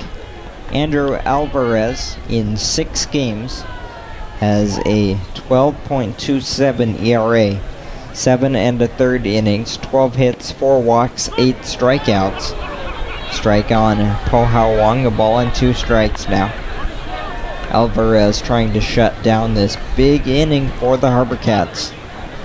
1-2, missing for ball 2. Po-Hao grounded out to second in the 2nd inning. He lined to shortstop in the 4th, and he was the recipient of a wild pitch, got on in the 5th. Fouled away. The damage done in this inning: a sac fly for McGuire, a 2-run double for Johnson, and a 2-run home run for Harrison Bragg. Fouled away. Just getting in pieces. Po-Hao Wong to stay in there. The way he hit that one, he should chalk that bat. Banged it right off the end of the bat like a pool cue. Multi-talented. Yep. 2-2 is fouled back. Nice snag at the Kelowna dugout there as the foul ball went off the back fence and rebounded into the dugout area. Alvarez delivers inside. Breaking pitch was started on the hip of Po-Hao Wong and just unable to come back towards the corner. Payoff pitch is ball 4. And Po-Hao Wong sprints to first base on ball 4 that went to the backstop. That, I believe, is the 4th walk issued by Kelowna pitching tonight. Bringing up Cole Weiss, the 2nd baseman. Weiss 2 for 3. Started his night with 2 singles and then grounded out to 3rd base, where Cole Mueller made a great diving play to tag the base at 3rd.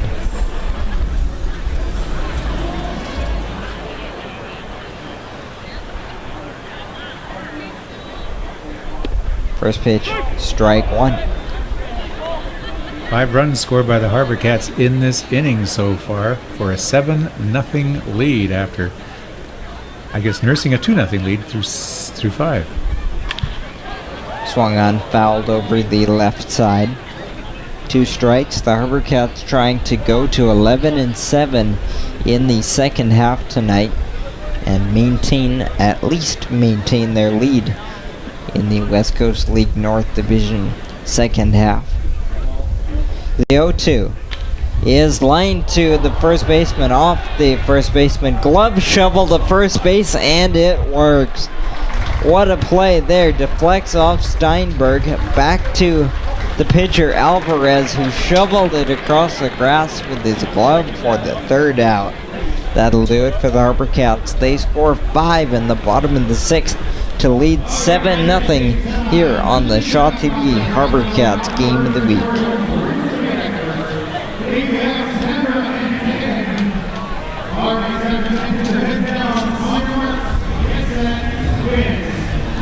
So McKillican still out there.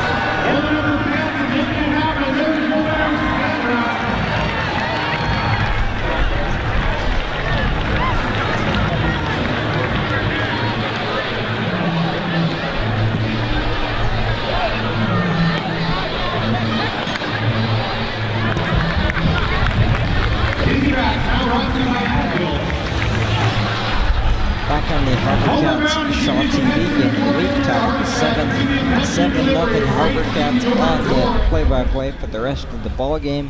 Steve Duffy. And John, Adam McKillican still on the mound for the HarbourCats, pitching a masterful game so far, facing Cade Peters, the designated hitter for the Kelowna Falcons.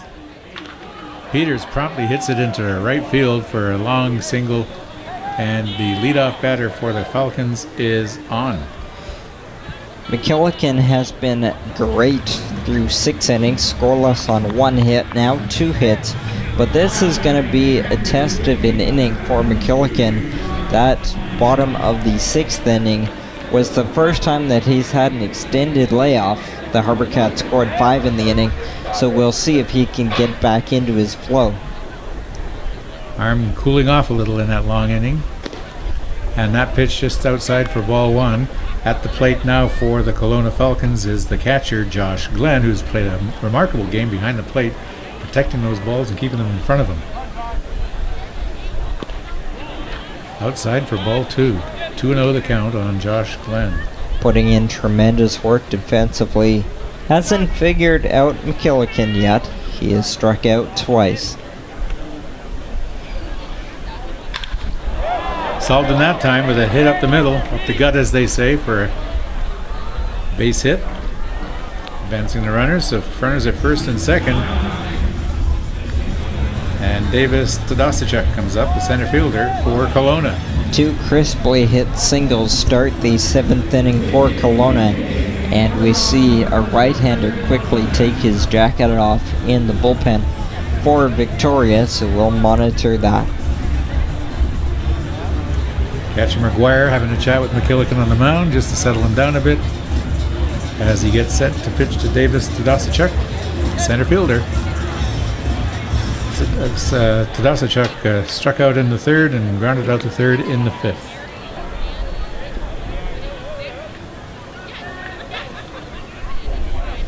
McKillican pitched 5 2/3 no-hit innings tonight.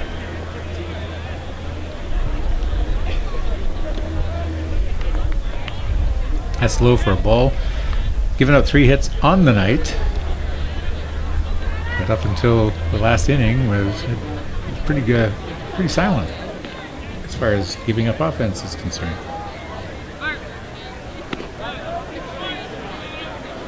Nice bend by the batter causes the umpire to call ball.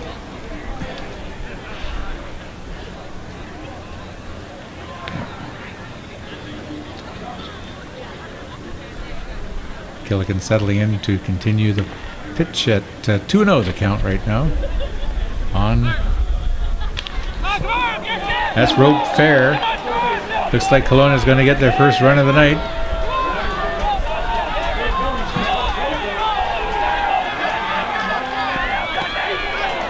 And that was a 2-run, and he's going to third. So we got 2 runs scored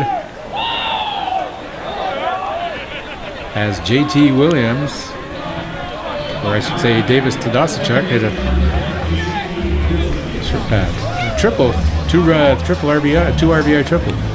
What you saw there was Davis Tadasichuk lining the base hit into the corner, scoring 1 for sure, but then DJ Porter, the left fielder, had trouble digging it out in the left field corner. So scoring all the way from first was Josh Glenn, and then the throw from DJ Porter rattled around, hitting off both Shane McGuire and Josh Glenn, and as the ball bounded away, Tadasichuk then took third. So 7-2 with a runner on third base now. And none out, and McKillican still on the mound after having a chat with Shane McGuire, the catcher, bringing to the plate JT Williams, the second baseman. He's the top of the order, and none out for Kelowna.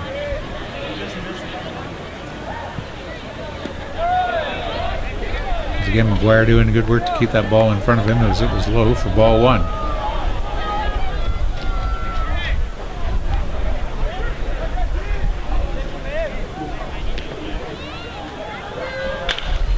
Hits solidly to short, but it drives in a run.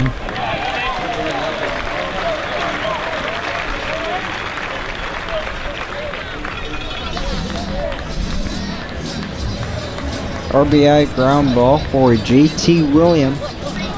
And suddenly Kelowna has a 3 spot here in the top of the 7th.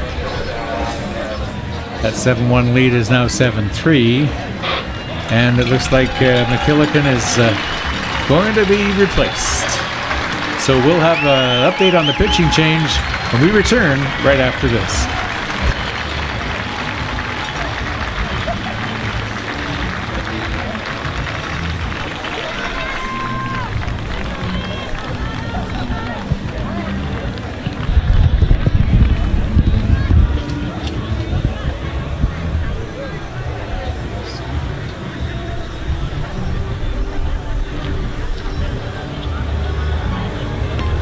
Once again from the capper, swing and a miss, strike 3.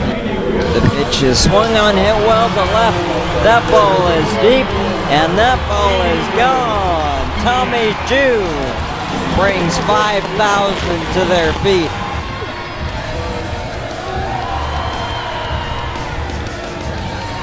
Sent around third is Louts, the throw in the tag. He is safe at home. Now Harvey's going to join in the action. The HarbourCats mascot heading down to left field. They're making progress.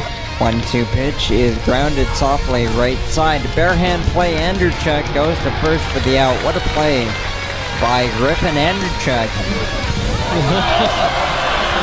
First pitch ripped high and deep to left field towards the plate. Diving play is made in left field. Hang a star on that play.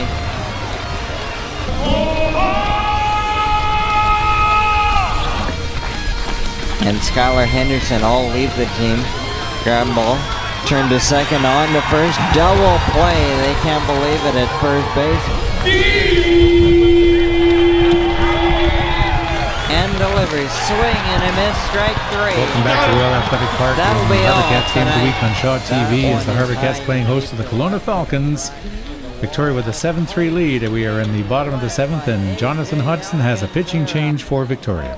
The new pitcher for the HarbourCats is right-hander Indigo Diaz. The rising sophomore out of Iowa Western Community College stands 6'4", out of North Vancouver.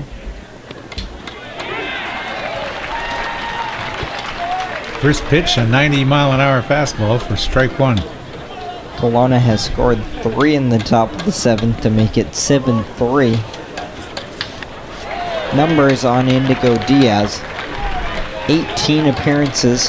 He's 1-0 with a 4.43 ERA, 22 1/3, 22 hits, 13 walks, and an impressive 32 strikeouts. 0-2 count right now.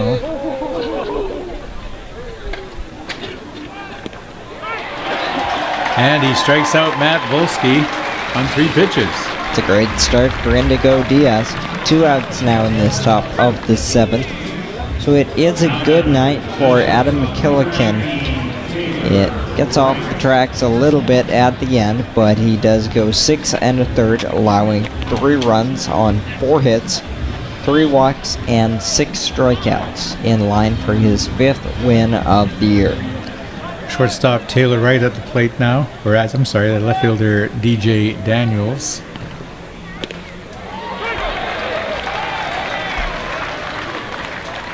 That is Taylor Wright. Correction. Of course, Volsky was hitting for Daniels, and Taylor Wright's now the potential third out. 2 out in the top of the 7th inning. People outside at 92 miles an hour. You were saying, John, that Indigo has pitched 95, 96, somewhere in those areas for a while. On that pitch there, hit 92. It's been fun to watch his progression from last summer to this summer. Last summer as a high school senior, he was 85, 86. He began this summer at 89, 91, and by July was in the low 90s consistently, and we've seen him hit 93, 95. Another 91 mile an hour. And that's partially why he was named a West Coast League All-Star. So they changed their format a little bit. They went with a combination of stats All-Stars as well as projectable talent. Inside, and Taylor Wright walks, so that delays the end of the inning again, bringing up Logan Steinberg, the first baseman. That's pretty typical for a Diaz outing. 2 batters, no contact yet, a strikeout and a walk. And high heat.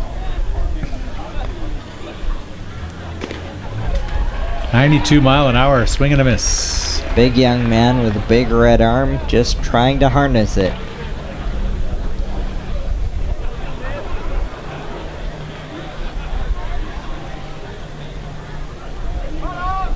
Logan Steinberg 1 for 2. How's that one off? Strike 2. So good for Diaz. He's ahead in the count 0-2. Steinberg, of course, fighting him all the way. Steinberg on the night. He grounded out to short, was hit by a pitch, and a single.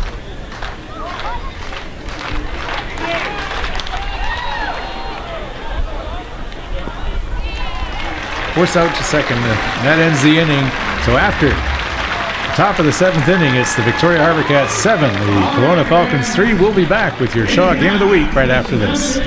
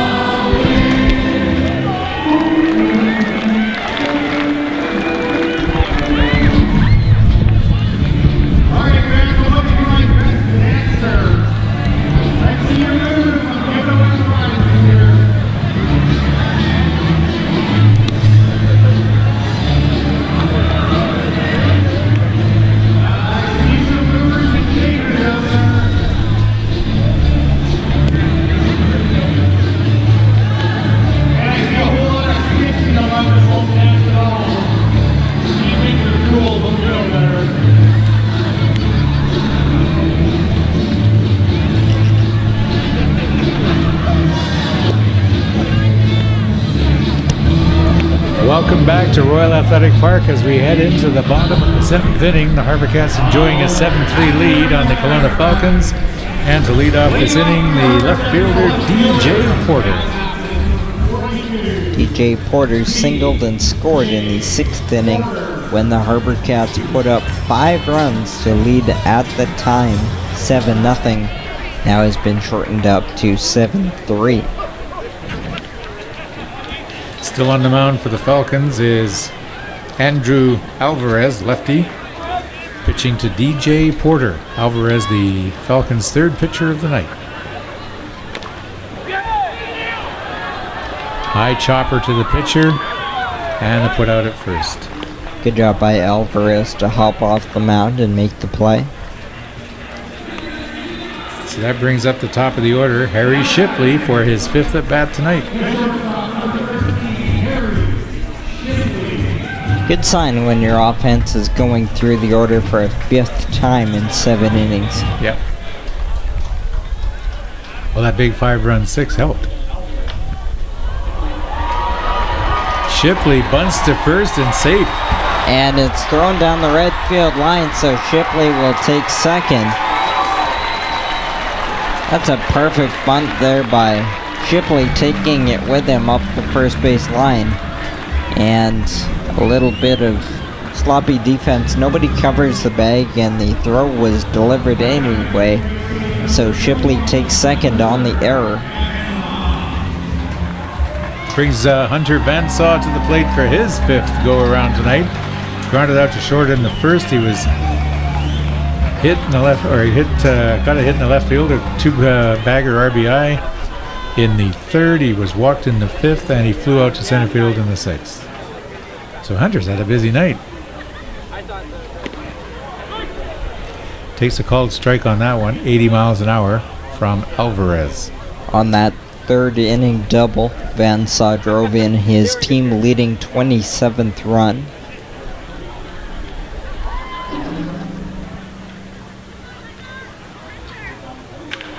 Fouls it off to the left side. Shipley had a good jump there, but has to go back from second.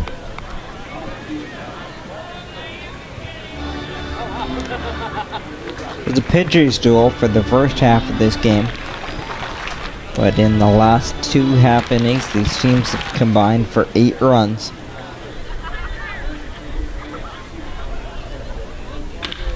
And Vansaw pups one right up the middle. And that's going to score a run as he brings Shipley in from second base. And that makes it 8-3 HarbourCats. RBI number 28 for Vansaw, 2nd of the night. That brings up the catcher Shane McGuire now, and this all happening with 1 out. So the HarbourCats looking to pad things up even more. I'm going to erase all memories of the late game goings of last night. Safe to say, Hunter Vansaw's back on track. I think so. Last 4 plate appearances, 2 hits and a walk. A couple of RBIs. Catcher Shane McGuire just missed. That one was high inside. He had to step back away from that one.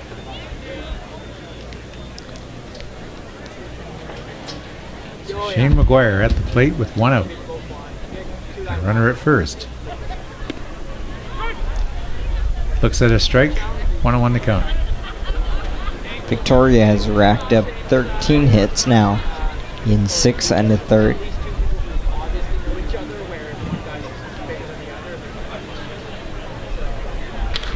And solidly hit. McGuire advances Vansaw to second, gets a single himself.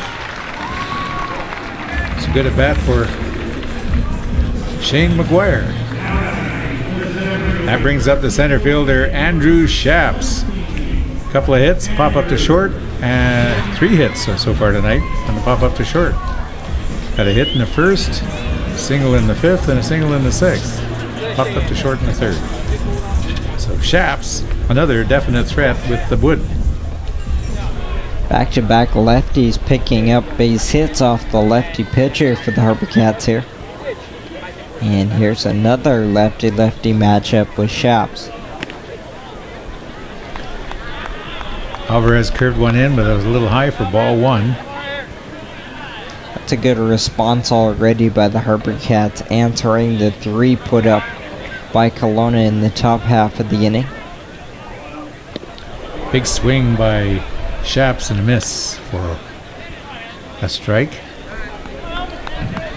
Runners at first and second for Shaps, so they have a chance to expand things again with just 1 out. HarbourCats have enjoyed some good strategic positioning on the scoreboard tonight, but for the most part have failed to cash in. They call it a double play.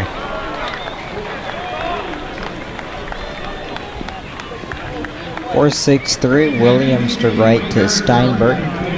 So after the end of 7 innings, it's the Victoria HarbourCats 8, the Kelowna Falcons 3. We'll be back with your Shaw Game of the Week right after this.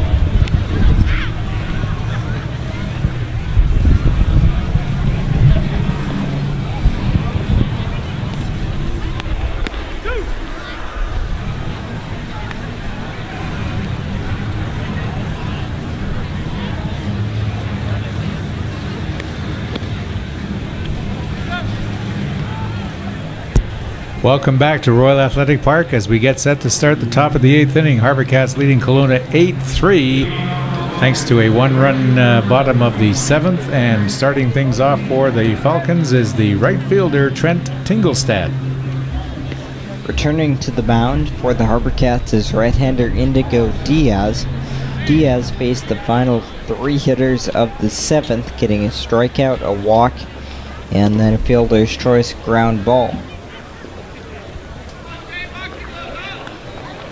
Trent Tingelstad 0 for 2 with a walk.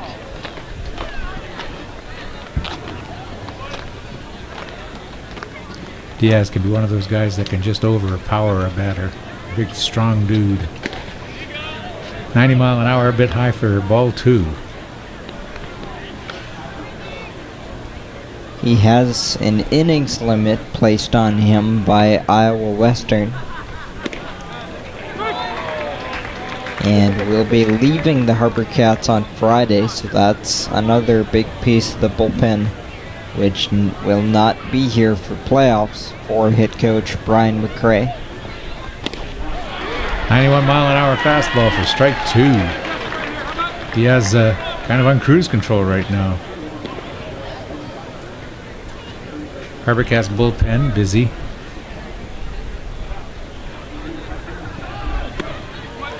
.90 miles an hour, just a little high and outside for a full count at 3-2 on Tingelstad. Right-hander just throwing pitch for pitch down in the bullpen. And Diaz lost the batter and walked him. So Tingelstad is on with a walk to start off the top of the 8th, and that brings up Cole Mueller, the third baseman.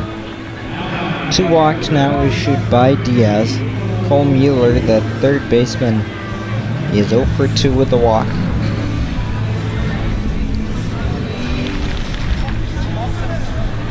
So we're in the top of the 8th, none out, a runner at first.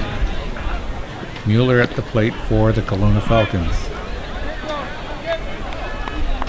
92 mile an hour, but a little off target for ball one.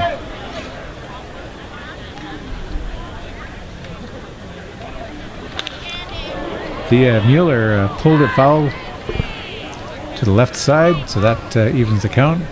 Hit that one on a rope, but it was off target. Mueller just out front with that fastball. Kelowna came to life scoring 3 last inning, and they need 1 or 2 more big innings. Diaz throws a 91 mile an hour low fastball for ball 2. Not a whole lot for Kelowna to play for right now. They have their playoff spot by winning the first half, but they certainly want to try to get playing their best baseball heading into playoffs. They need that momentum. The HarbourCats, meanwhile, playing for their playoff spot, a game and a half up for the second half playoff spot. Diaz with a big pitch and a big swing and a miss. Strike 2, that fills up the count to 3-2, a 91 mile an hour fastball. Out of town tonight, Bellingham has already won, so they keep pace. And Wenatchee right now is trailing 6-5. Oh, bounces off Diaz's ankle. Wrinkles all the way out to the left field, and runners at first and third. And they'll immediately check on the health of Indigo Diaz, who took that line shot off the back of the heel, it looked like, ricocheting all the way into left field for a base hit for Mueller. It was reminiscent of a few weeks ago when a pitch went off Claire Eccles' ankle and caused some concern, but that one went off Diaz with great speed, and it wound up all the way in short left. He's still twitching the ankle a bit, but he seems to be all right. That's his push-off foot, so we'll see how that affects his throwing from here on in. Going all the way to third base on the play is Tingelstad, so runners at the corners, nobody out for Keith Peters. Takes a high ball 1 at 91 miles an hour.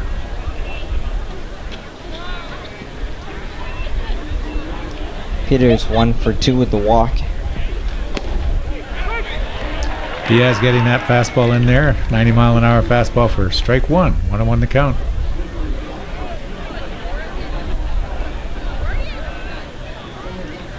Here's the pitch by Diaz. Big swing and a miss. Swing and a foul, I guess. Foul tip off the backstop.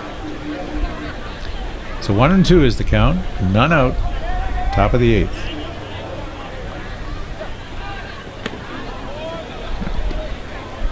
.74 mile an hour changeup missed. Evens the count at 2-2.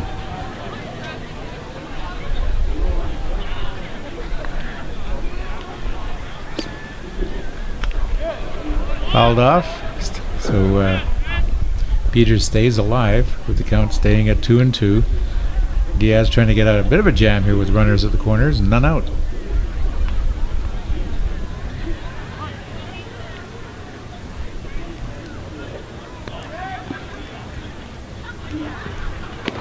Big pitch, 90 mile an hour fastball for a strike, and that's a strikeout for Indigo Diaz, throwing his heavy heat.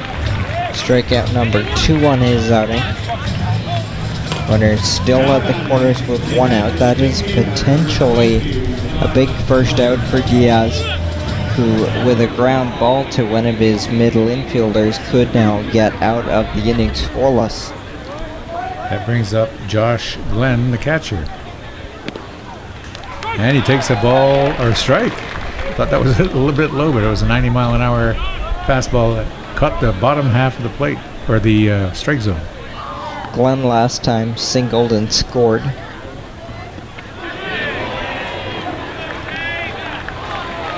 Umpire called that a strike. I guess he really went around. Couldn't stop the bat's momentum. So 0-2 the count now on Josh Glenn. And Diaz would love to get this out and ease up the pressure with the runners at the corners. Throw to home, and he's tagged out at the plate.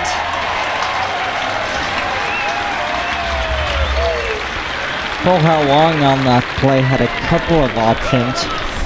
He could have tried to go around the horn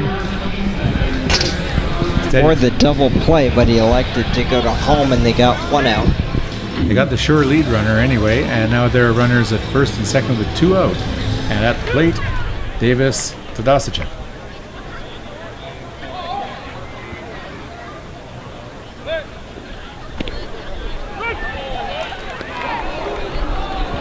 Almost throw out from McGuire all the way to second, got the runner, but it was close, but the runner stays safe. McGuire's got a good cannon from behind the plate. I've seen him throw down to second base a couple of times tonight. Just missing. Just missed with that one. 76-mile-an-hour changeup. Crowd doesn't like it. A lot of umpires in the seats, but there's only one that counts, and that's the one behind the plate.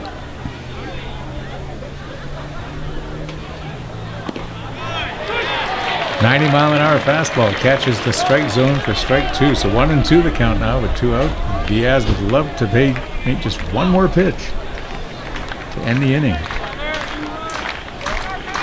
At least to end the half of the inning. We're in the top of the 8th. HarbourCats up 8-3. And a called strikeout as Diaz gets the K to end the inning. So after the top of the 8th, it's the HarbourCats 8, the Falcons 3. We'll be back with your Shaw Game of the Week right after this.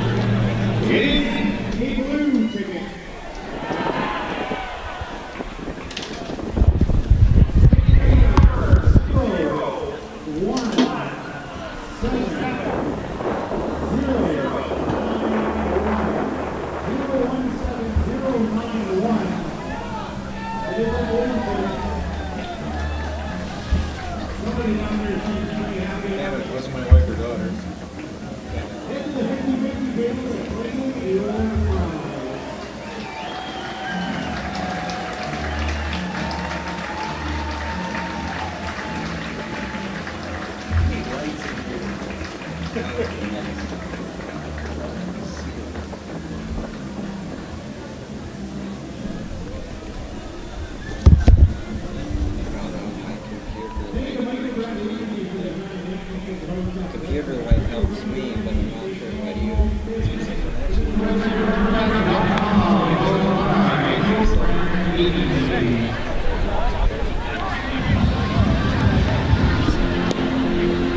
Thank you to the commissioners for providing security for all those who have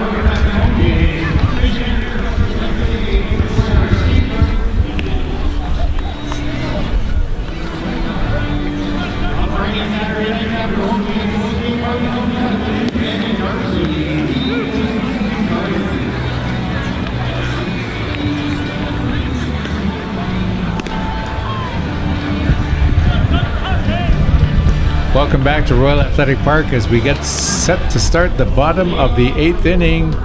And we are going to start it off with Tucker Johnson, who will be the designated hitter. He came in relief of Kevin Collard. So Tucker's at the plate for the first HarbourCats batter at the bottom of the 8th inning, enjoying an 8-3 lead. Tucker fouls it off to the right side for strike 1. Johnson's pinch hit double back in the 6th inning drove in a pair of runs.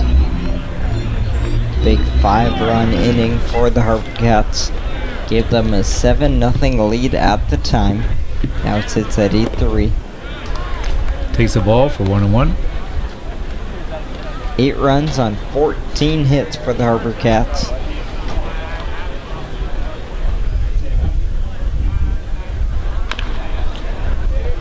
Johnson hits one to third, and it's going to be a tight play at first, and he's safe. That was a great play by third baseman Cole Mueller to barehand that. That was the only chance he had. And the throw was on the money, but just too softly hit to get Johnson at first. And give Johnson credit, he was hoofing it. He had showed good speed along that first baseline. Noah Pruitt now in. Hitting for Harrison Bragg.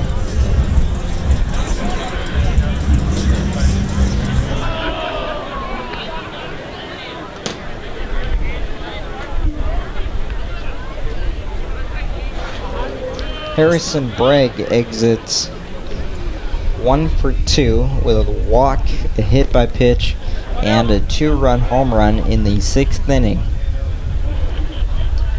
Noah Pruitt now coming in and pinch hitting for Bragg. Pruitt hitting .333 out of the University of San Diego. Fouls it off to the right side. That evens the count at 1-1. As nightfall hits us here in Victoria. And once again, tonight's game a bit of a tale of two games in one, just like last night's game was. Pruitt looks at a very outside pitch for ball 2. There's a bright light over center field there. I can't tell if it's a star, a planet, or a plane. Or something else. Or something else. The way this night's gone, who knows? But enjoying bringing you these HarbourCats games of the week on Shaw TV, and we're seeing a good one tonight as far as the HarbourCats are concerned. Pruitt fouls one off, winning the count at 2-2. I think that's a plane. It's moving. It's so moving. It's not a star. It can illuminate one. It's not the space station. No, it's below the clouds. So unless the thing's flying awfully low, they're in trouble. Down here on Earth, it's 2-2 to Noah Pruitt. And Pruitt lines one to left field, and that's going to be at least a double, and that will advance the runner to at least third, where he'll stay. So Pruitt gets a double to second. So the HarbourCats have set up shop here in the bottom of the 8th inning. They have one more chance to add on to an 8-3 lead. An infield single and a double will bring in Po Hao Wong. And Pruitt's hit advanced Tucker Johnson to third base. So Pruitt's at second, TJ's at third, and Po Hao Wong is at the plate. Wong hitless tonight. He's 0 for 3 with a walk. I think that means he's due. Takes a ball one outside. The story for 5 2/3 tonight was the no-hit effort for McKillican. And Huang hits one to center left. He'll drive in a run. Drive in 2 runs, actually. So Po Hao Huang gets a single and drives in 2 RBIs.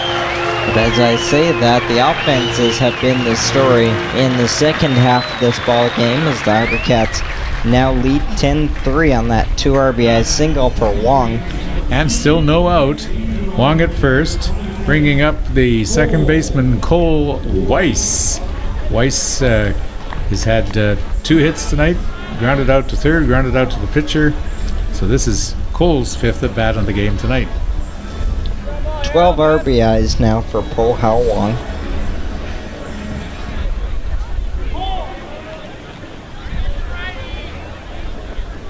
I think it's safe to say the HarbourCats want to erase all memory of last night's game. Alvarez curving one in there for strike 1. Been a long time since we've seen the HarbourCats rack up 17 hits in a ball game.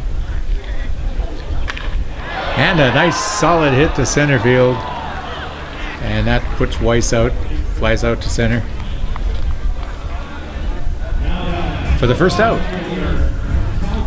Hit that one on the screws, but straight to Davis Tadasachuk in center.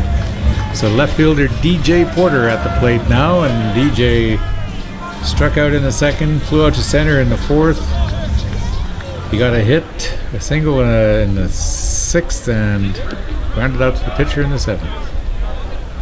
Ball on the dirt but Glenn keeps it in front, so staying at first base was Po Hao Wong. So Huang at first for DJ Porter at the plate with 1 out.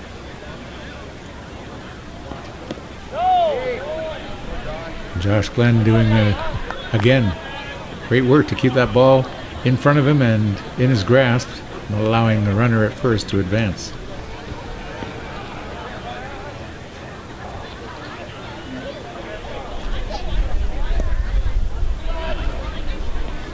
Alvarez must be putting a lot of stuff on his pitches because Glenn's having a heck of a time trying to contain that ball. Just having trouble throwing his breaking pitch for strikes here, it looks like, to DJ Porter. 3-0 count now.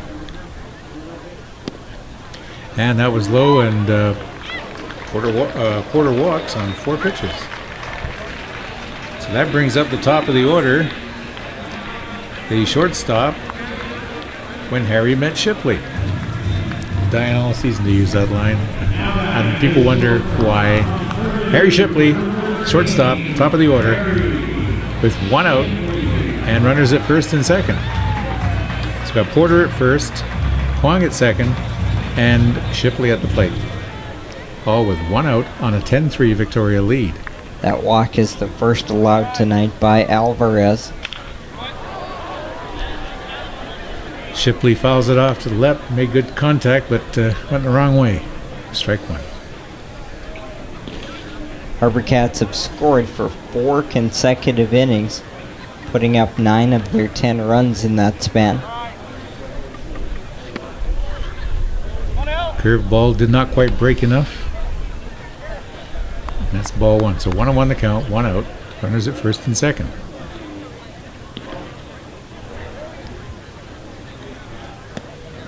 Shipley looks at another ball, so the count is 2-1.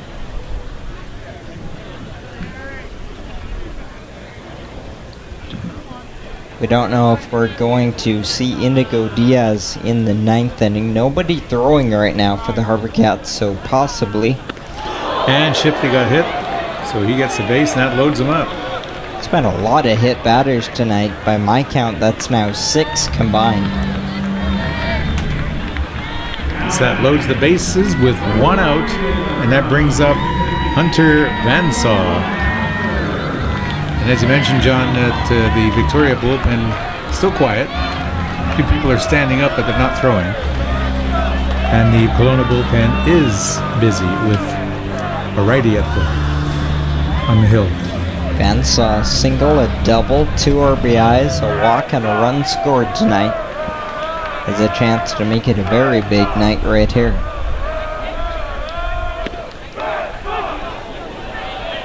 .81-mile-an-hour pitch for strike 1.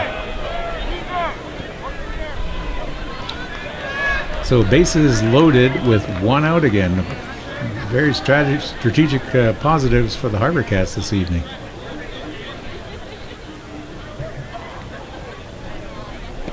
And that one's a little outside. Once again, Josh Glenn blocking the pitch, preventing any runs or runners from advancing. Po Hao Wong at third base, he had a 2 RBI single. Porter walking, he's at second. And Harry Shipley hit by a pitch on first. And a ripped foul by Van Saw. He wasn't happy with that. He figured he should have hit that more square. So the 1-2 is the count now on Van Saw. 10-3, Victoria leading Kelowna. We are in the bottom of the 8th of this middle game of a 3-game series.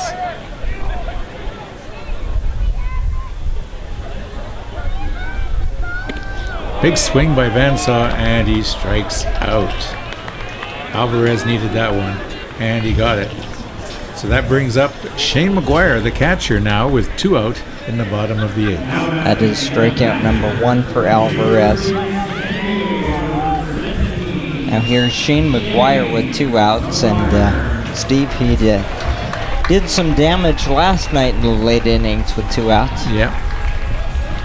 I see he's got a 5.12 average posted, so that's monstrous. I guess he's had fewer at-bats than the average member of the lineup, but batting .512 is huge. And he's added to that tonight, coming in with a couple of base hits in 4 at-bats, so I guess it goes slightly down. It's going well when you go 2 for 4 and your average goes down. Yeah. And he's very solid behind the plate as well. McGuire, the freshman commit of San Diego, coming in, playing in 17 games. He didn't join the team until late June because, well, he had to graduate high school first. Yep, that's kind of important. Well, the crowd did not like that. They thought that pitch was way outside. They're letting the umpire know it. Listen to that crowd. I've never seen a pitch draw such a reaction from a Victoria crowd before.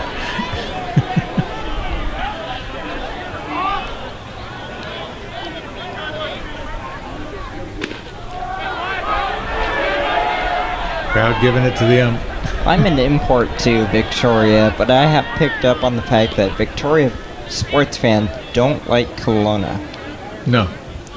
Well, they don't like any visiting team, really, but I think that starts with the hockey, with the Kelowna Rockets and the WHL and the Victoria Royals. So there's that rivalry that I guess sparked all this. And these being the only 2 Canadian teams in the West Coast League, of course that means instant rivalry and instant likes and dislikes. And a solid hit. That's 2 RBIs. Shane McGuire gets a 2 RBI single, and that bumps the score up to 12-3. Wong and Porter score on that single. Give McGuire 3 RBIs tonight on his 3rd hit. He is scorching hot right now. Yep. Give him 19 RBIs in his 18 games. And you know what? We've gone 8 batters through this inning. So it looks like Kelowna's going to the pen for Anthony Garcia, so we'll step aside and be right back here in the bottom of the 8th on the Shaw TV Game of the Week.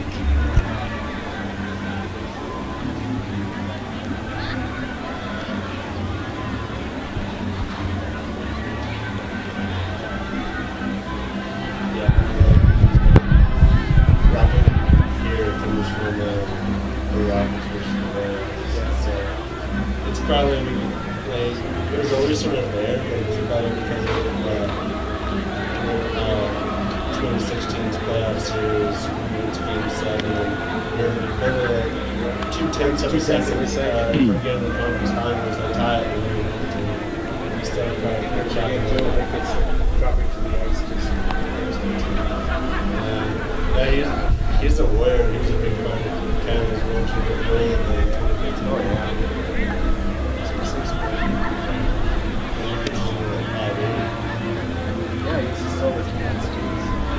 He was undrafted. Yeah, Higgins was undrafted in McDonald and Detroit at training camp. So he thought he was the first rounder. He wasn't drafted.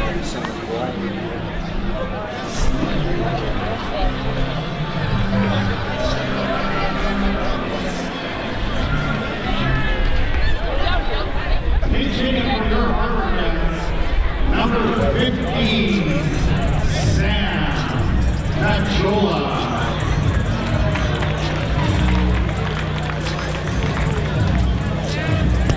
welcome back to the HarbourCats Game of the Week as we continue in the 8th inning. The Falcons have a new pitcher in Anthony Garcia, righty out of Lower Columbia College, 6'4", 185. He is a product of Happy Valley, Oregon.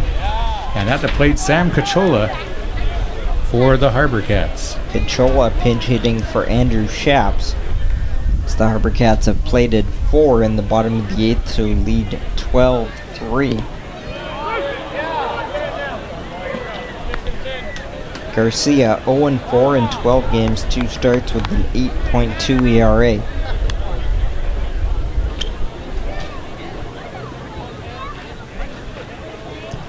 Cachola facing an 0-2 count right now with 2 out.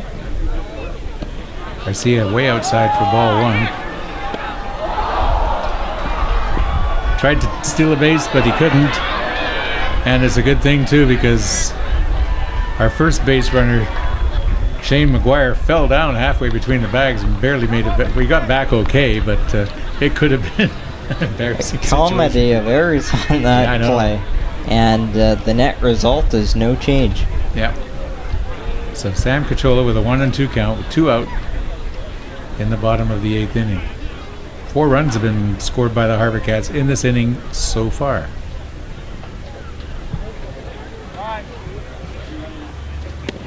Big swing by Cachola, and that's the inning for the Falcons. So after the top of the 8th inning, or the bottom of the 8th, I should say, it is the Victoria HarbourCats 12, the Kelowna Falcons 3. We'll be back with the 9th inning of the Shaw TV Game of the Week right after this.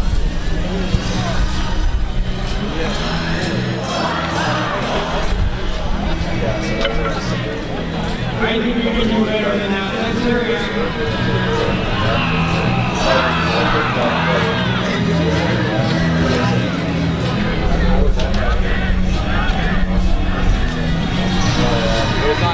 Go check the ground, Howard.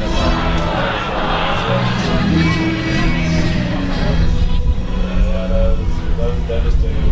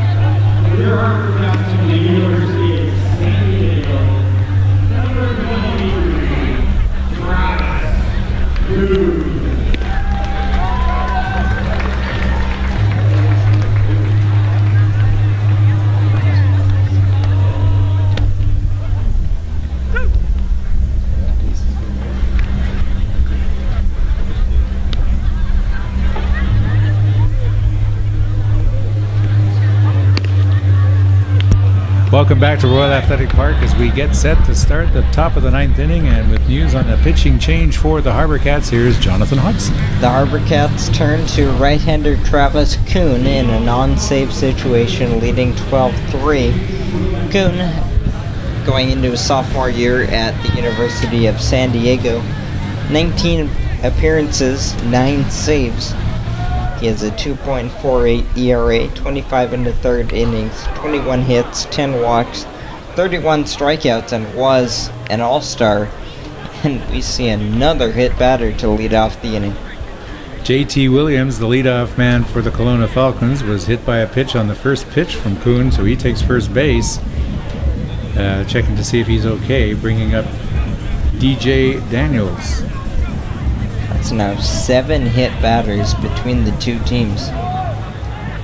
Now Jason Leone, the acting head coach, is out for a word with the on-plate umpire. And I was looking at my scorebook when the pitch was thrown, but the argument here probably with...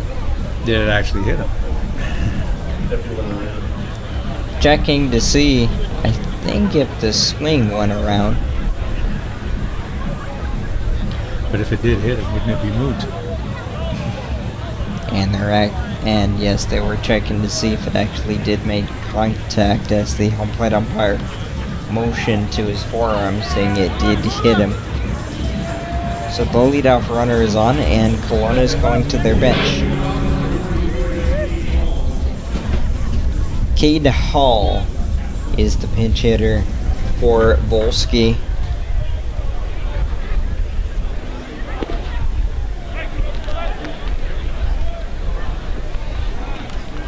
Trying to figure out why the score clock shows 2 out when you had just 1 hitter. Kuhn throwing 89 miles an hour, but that was high and inside for ball 2. So Cade Hall at the plate for the Kelowna Falcons. Kuhn gets one in there. Nice 88 mile an hour fastball for strike 1. Cade Hall hitting .267 in 9 games. That's 9 for 30. Big cut for strike 2. Sorry, 8 for 30. Looks like Travis Kuhn wants to end this thing fast sooner rather than later.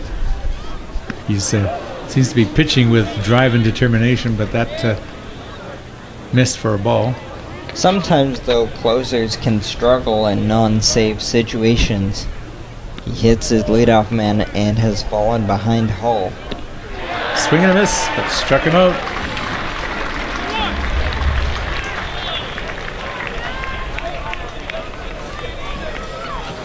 That brings to the plate the shortstop, Taylor Wright.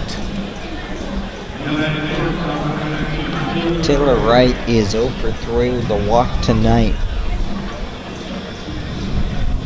Last night's game had a big night with 3 hits and a couple of runs driven in. Shane McGuire would love to get a cannon to second and turn the double play to end this game. Be very timely. 1 out. We are in the top of the 9th inning. The HarbourCats enjoying a 12-3 lead.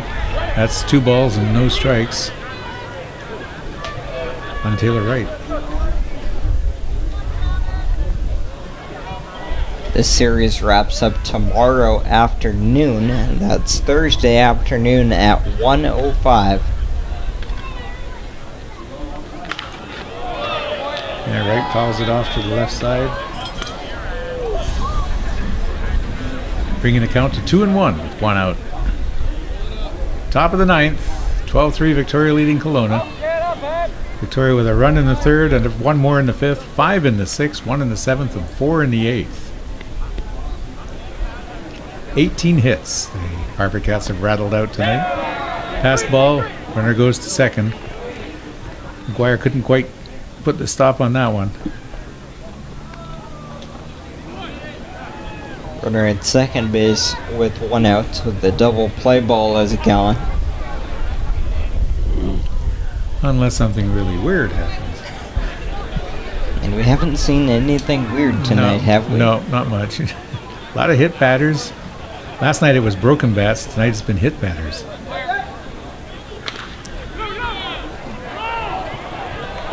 Just foul behind the bag as Taylor Wright launched one, but it just went just to the right-hand side of the bag at first.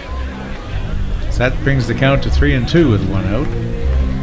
The HarbourCats with a win would move up to 11-7. They would stay a game and a half over Bellingham, who won tonight, and Wenatchee right now is tied in the 8th inning. Apple Sox making a game of it down against the Port Angeles lefties. So Taylor Wright draws a walk, and that brings up Logan Steinberg. Well, it's coming with 1 out, but once again there's a double play potential on the plate now with runners at first and second with 1 out. Steinberg has 1 hit tonight.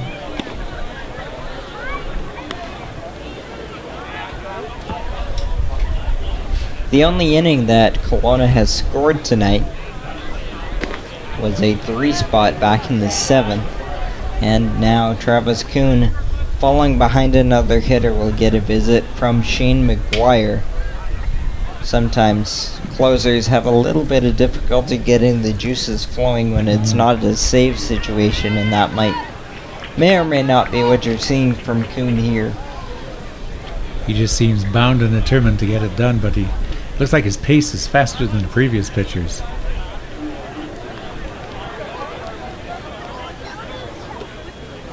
Looks like he's putting everything into every pitch, too. 3-0 the count now. That was an 89 mile an hour fastball that missed. Right fielder Trent Tingelstad on deck. And he walked him. or hit him. That hit by pitch or what? Didn't see a signal from the home plate umpire, so I believe they're going with ball 4. Either way, the bases are loaded, and here comes Jason Leone. Flew out in the second, or Jason Leone. I'm sorry. The acting head coach. Yeah, Trent Tinglestad I'm talking about, the next batter. We haven't traded Leone to Kelowna. We like him. No, I'm just talking about Trent Tinglestad. He flew out in the second. He grounded out to second in the 4th, and then walked in the 6th, and again in the 8th. So all is coming with 1 out in the top of the 9th. Kelowna trailing by 9 runs, 12-3. So they got something going here. Travis Kuhn trying to settle down and get out of this inning and pick up the win. And he throws a nice 91-mile-an-hour fastball for a strike. Crowd loves it.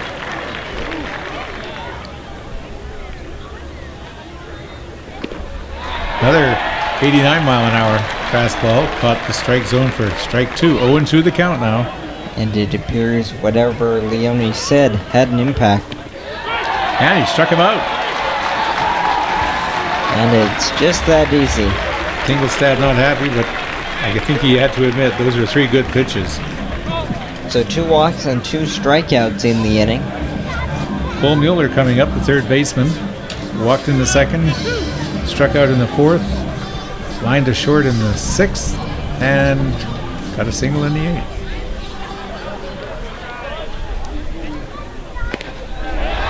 Strike 1 call, 90 miles an hour from Travis Kuhn.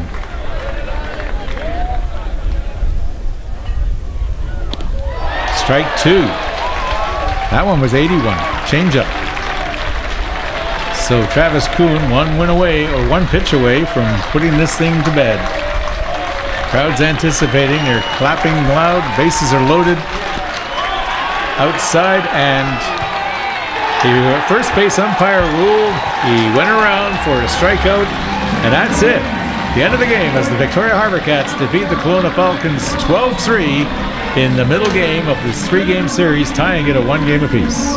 With the win, the HarbourCats go up to 11-7 in the second half and maintain at least a 1.5 game lead on first place. Kelowna is back to 4-13 in the second half.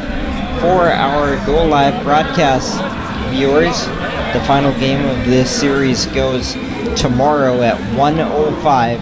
Note the start time, 1:05.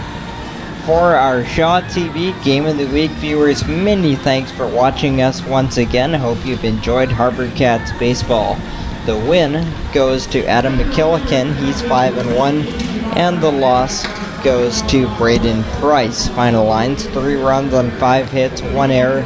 For Kelowna, 12 runs on 18 hits with an error.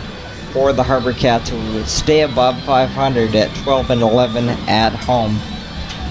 Jonathan Hudson for my partner Steve Duffy, and before we sign off, Steve, absolute pleasure working with you this season on the Shaw TV Game of the Week. It's been a fun time, and I'd like to thank the entire crew from Shaw that helped put these broadcasts together. We had a great time, very professionally done, and I think it bodes well for the future for baseball on television in this town. And we do have future broadcasts scheduled, so come back with us as the HarbourCats push for the playoffs. Final score tonight, 12-3.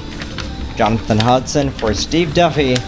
Thanks for watching, and the HarbourCats return to action 1:05 on Thursday. Claire Eccles, base retriever.